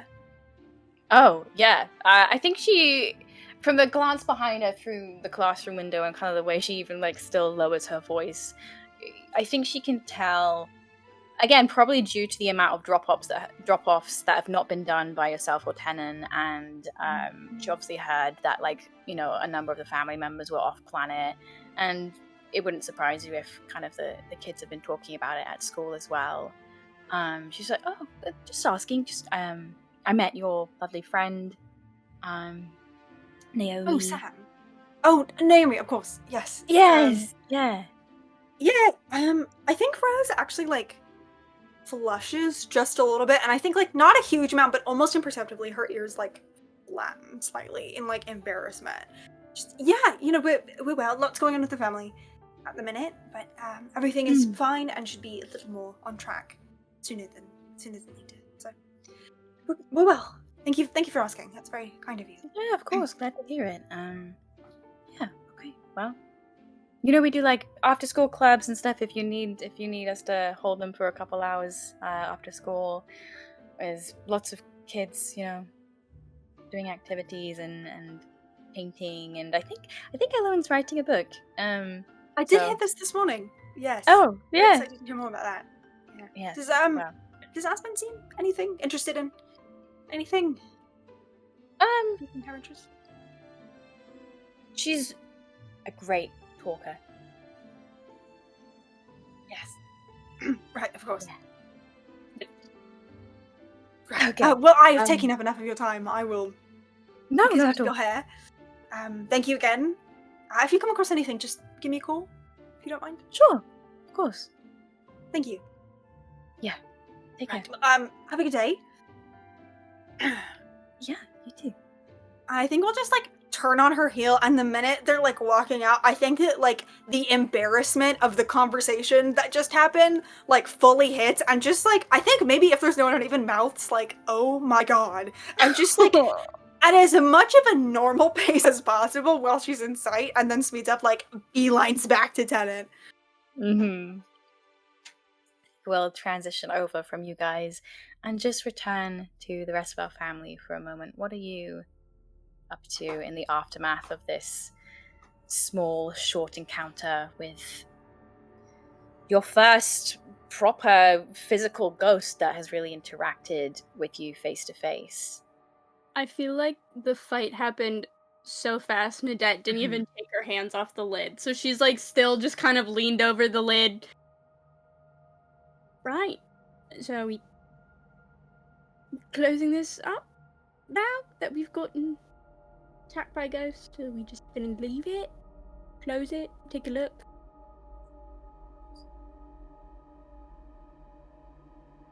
Yeah, we should probably close. Can I make a perception check and just see if there's anything else in this coffin before I help close the lid? Yeah, no, there's nothing. You can take a closer look at the items if you want. It is just like a little pouch, a gold ring, a gold necklace, maybe like a kind of like tattered hair ribbon. That's about Can it.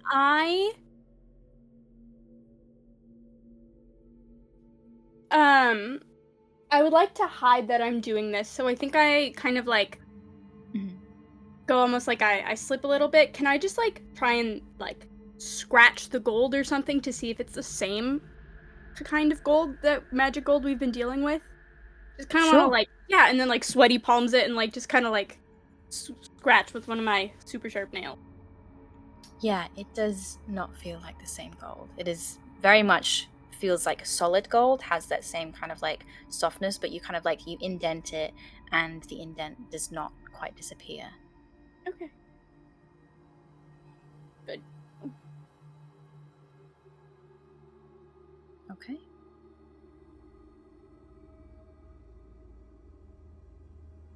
What's fighting inside me right now is the very sort of hypocritical feeling of just being like, yes, we're not going to rob this grave, we're not going to take anything in from here, but it's also dueling with a little bit of curiosity of what's in that pouch, just in case. Just in case. But I also don't feel like I can inspect the pouch with Redella here, even though we've definitely robbed many graves before, but I don't think this is a great moment emotionally, and I don't think it's a good look. So this is sort of like what's going on in terms of Riva's internal monologue, which is later gonna just be like, oh, we're gonna have to come back later, okay. And great. And I think I say aloud sort of, okay, we'll put the lid back on. Confirm the bones are still there. I think Rodella can oh yeah. I think Rodella with my insight roll can see the two of you just like twitching. And I think after a minute of watching this and waiting for the lid to be closed, Rodella just and I think she goes over, she grabs the pouch out and she opens it up. Thank God. Thank God I love you. You kind of like, you pull on like the kind of like silken like string of this drawstring pouch, and it just like falls apart in your hand. It doesn't even like, it just kind of like, the whole fabric of it just like falls limp in your hand. And inside the pouch are a few raw gold nuggets, like the rawest form of gold, as if it was like taken straight from the mines themselves. Okay. And I think she glances over at the locket and reaches down and just flicks it open. There is a picture very similar to the one on the table of Lennox Moore and his daughter Beatrice inside this locket. I think she glances up at everyone. Happy. Just, can I see one of the gold nuggets quick? And then I'll scrape it again. Magic gold, regular gold. Regular gold. Oh, I'm not trying to thumbs up. I'm trying to scratch gold to see if it's magic. Discord, leave me alone. Regular gold.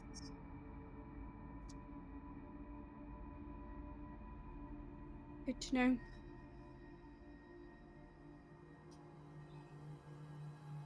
And I think they're gonna close this and meet Ruby outside. Yeah. Ruby, what have you been doing kind of out in the, now kind of as it appears, the foyer of this actual like tomb? I think that Ruby is standing on the other side, opposite, like braced up against it, and yeah, I'm gonna get a little closer. Sometimes you have to adjust your game because your dogs won't stop barking, and you know, it's crazy and beautiful. But she is like literally like standing with one hand like braced on the wall, and I think that like you've seen this in reverse before, when she tries to hold wild shape for too long, and like just kind of seeing her like struggle to hang on to that animal form. In this moment though, it's the opposite. Like she is struggling to not wild shape, because like every part of her is just screaming to do that. So I think that she like looks back over her shoulder, and her eyes that are, you know, usually like just completely like solidly one color are like these feline cat eyes. I think that there are like whiskers like starting to try to grow from her face. I think that like the hair on the back of her arm is like darker. She's holding it together and taking a lot of deep breaths, and every time she does, it like retreats a little bit. Yeah, just trying to like not lose herself to the animal right now. Ruby, in this moment, as you kind of braced against this wall, one of the sconces still lit with that kind of like eerie blue light flickers just a little bit, just kind of like sputters as though someone's kind of like blown softly on the flame. And just as the air around you gets just a little bit cold, you feel like the soft press of like a hand on your shoulder. And then it disappears. I think she kind of takes like one deep, like calming breath and is able to like really kind of like catch herself. And all of those like animal features sort of retreat. She opens her eyes again. They're normal. And I think it's just like looking at Rodella over her shoulder, like waiting for her to say something. I think Rodella, who's just been kind of like watching and giving her a moment,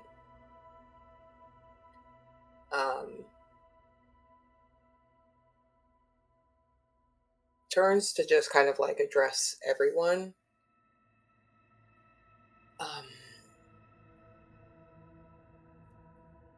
I would like to speak to everyone. I think we all have a lot to catch each other up on.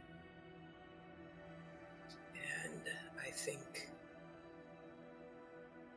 I would like to share some things with you guys.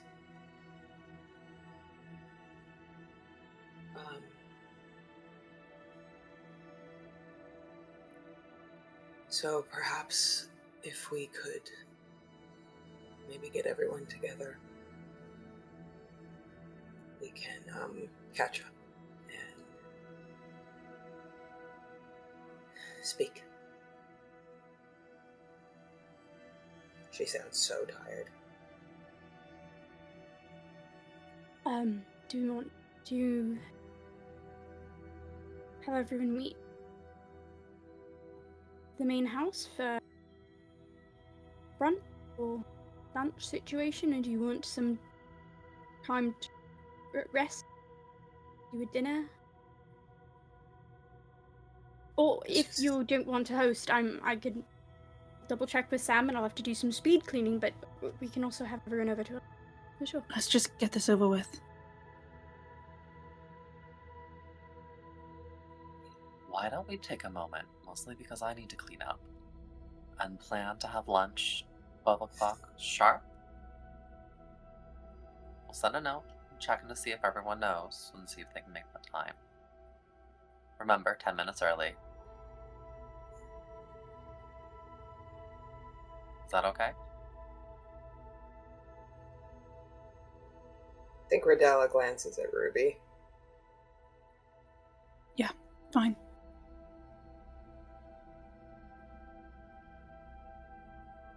Okay.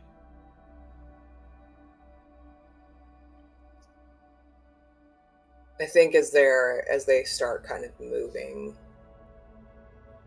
to go out, Rodella will kind of move alongside Ruby, and I think just kind of tentatively like reach out a hand.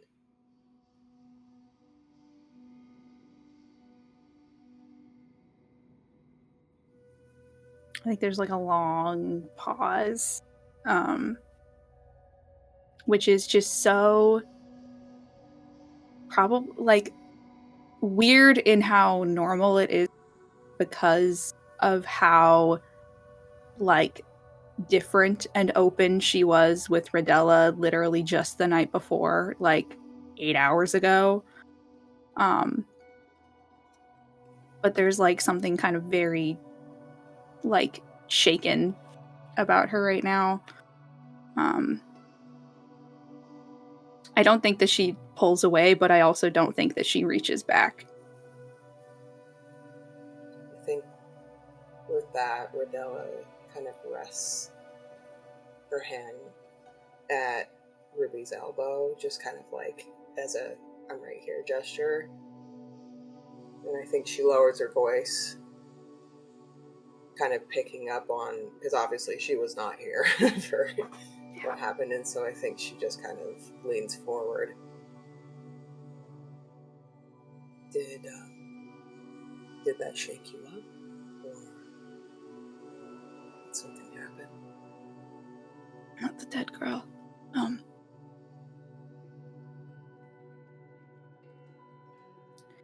Caught my reflection. Didn't like what I saw.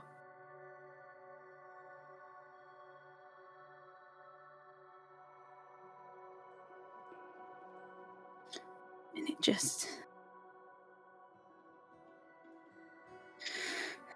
took everything on the inside, and it just... I feel like something just reached inside of me and ripped my guts out on the floor for everyone.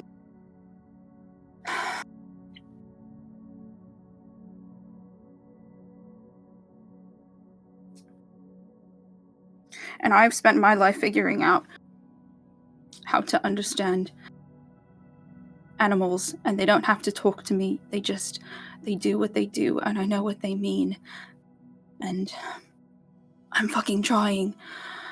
I'm trying to use my words. But I don't know. It's just...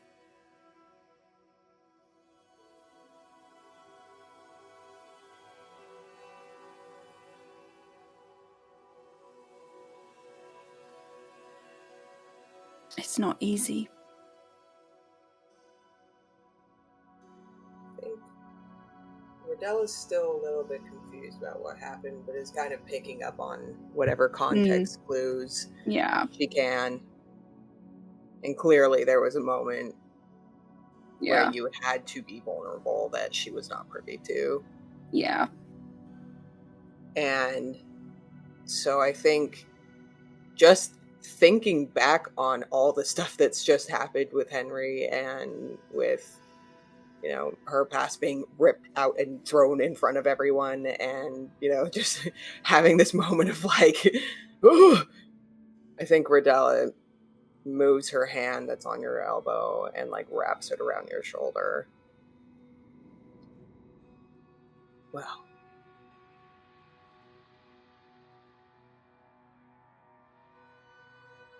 I've never been the best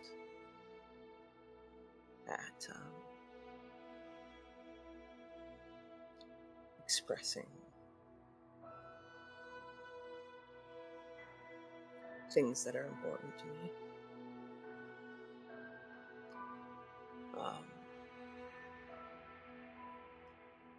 That's not true. I guess I consider getting one word out a minute to be a little bit. She pauses for a long time. And then I think she just says, I think now more than ever might be a good time to practice. So you won't be the only one feeling that way today. I feel like I grew up speaking another language. Everyone is constantly insisting that I speak theirs. And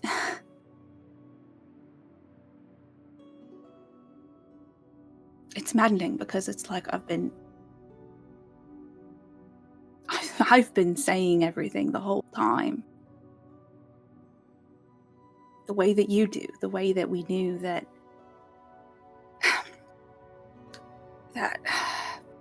pancakes in the morning meant that you were happy or you were proud of us, or when you fixed a hole in one of our shoes, you were paying attention. It was all the little things. I mean, fuck, when a cat leaves a dead animal on your doorstep, you know what it means. You don't need to ask.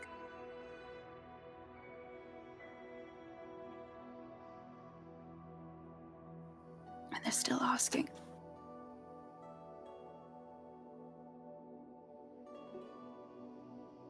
Not everyone speaks the way we do. And sometimes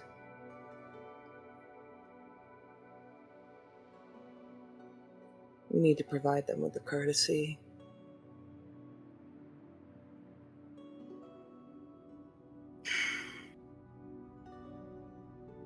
it's just a different way. Yeah. But I get it.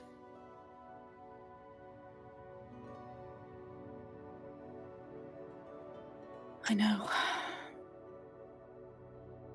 That's why you're the one I'm talking to.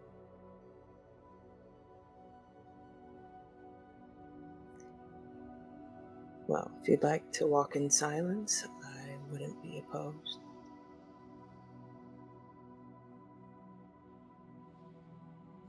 I think just leans into her a little bit as they walk and just does not say another fucking word. And as our family walks back to reconvene together, some brought closer together by grief and some pushed further apart. That is where we're going to end our session until next time. We'll see you later. But for now, caca. Bye.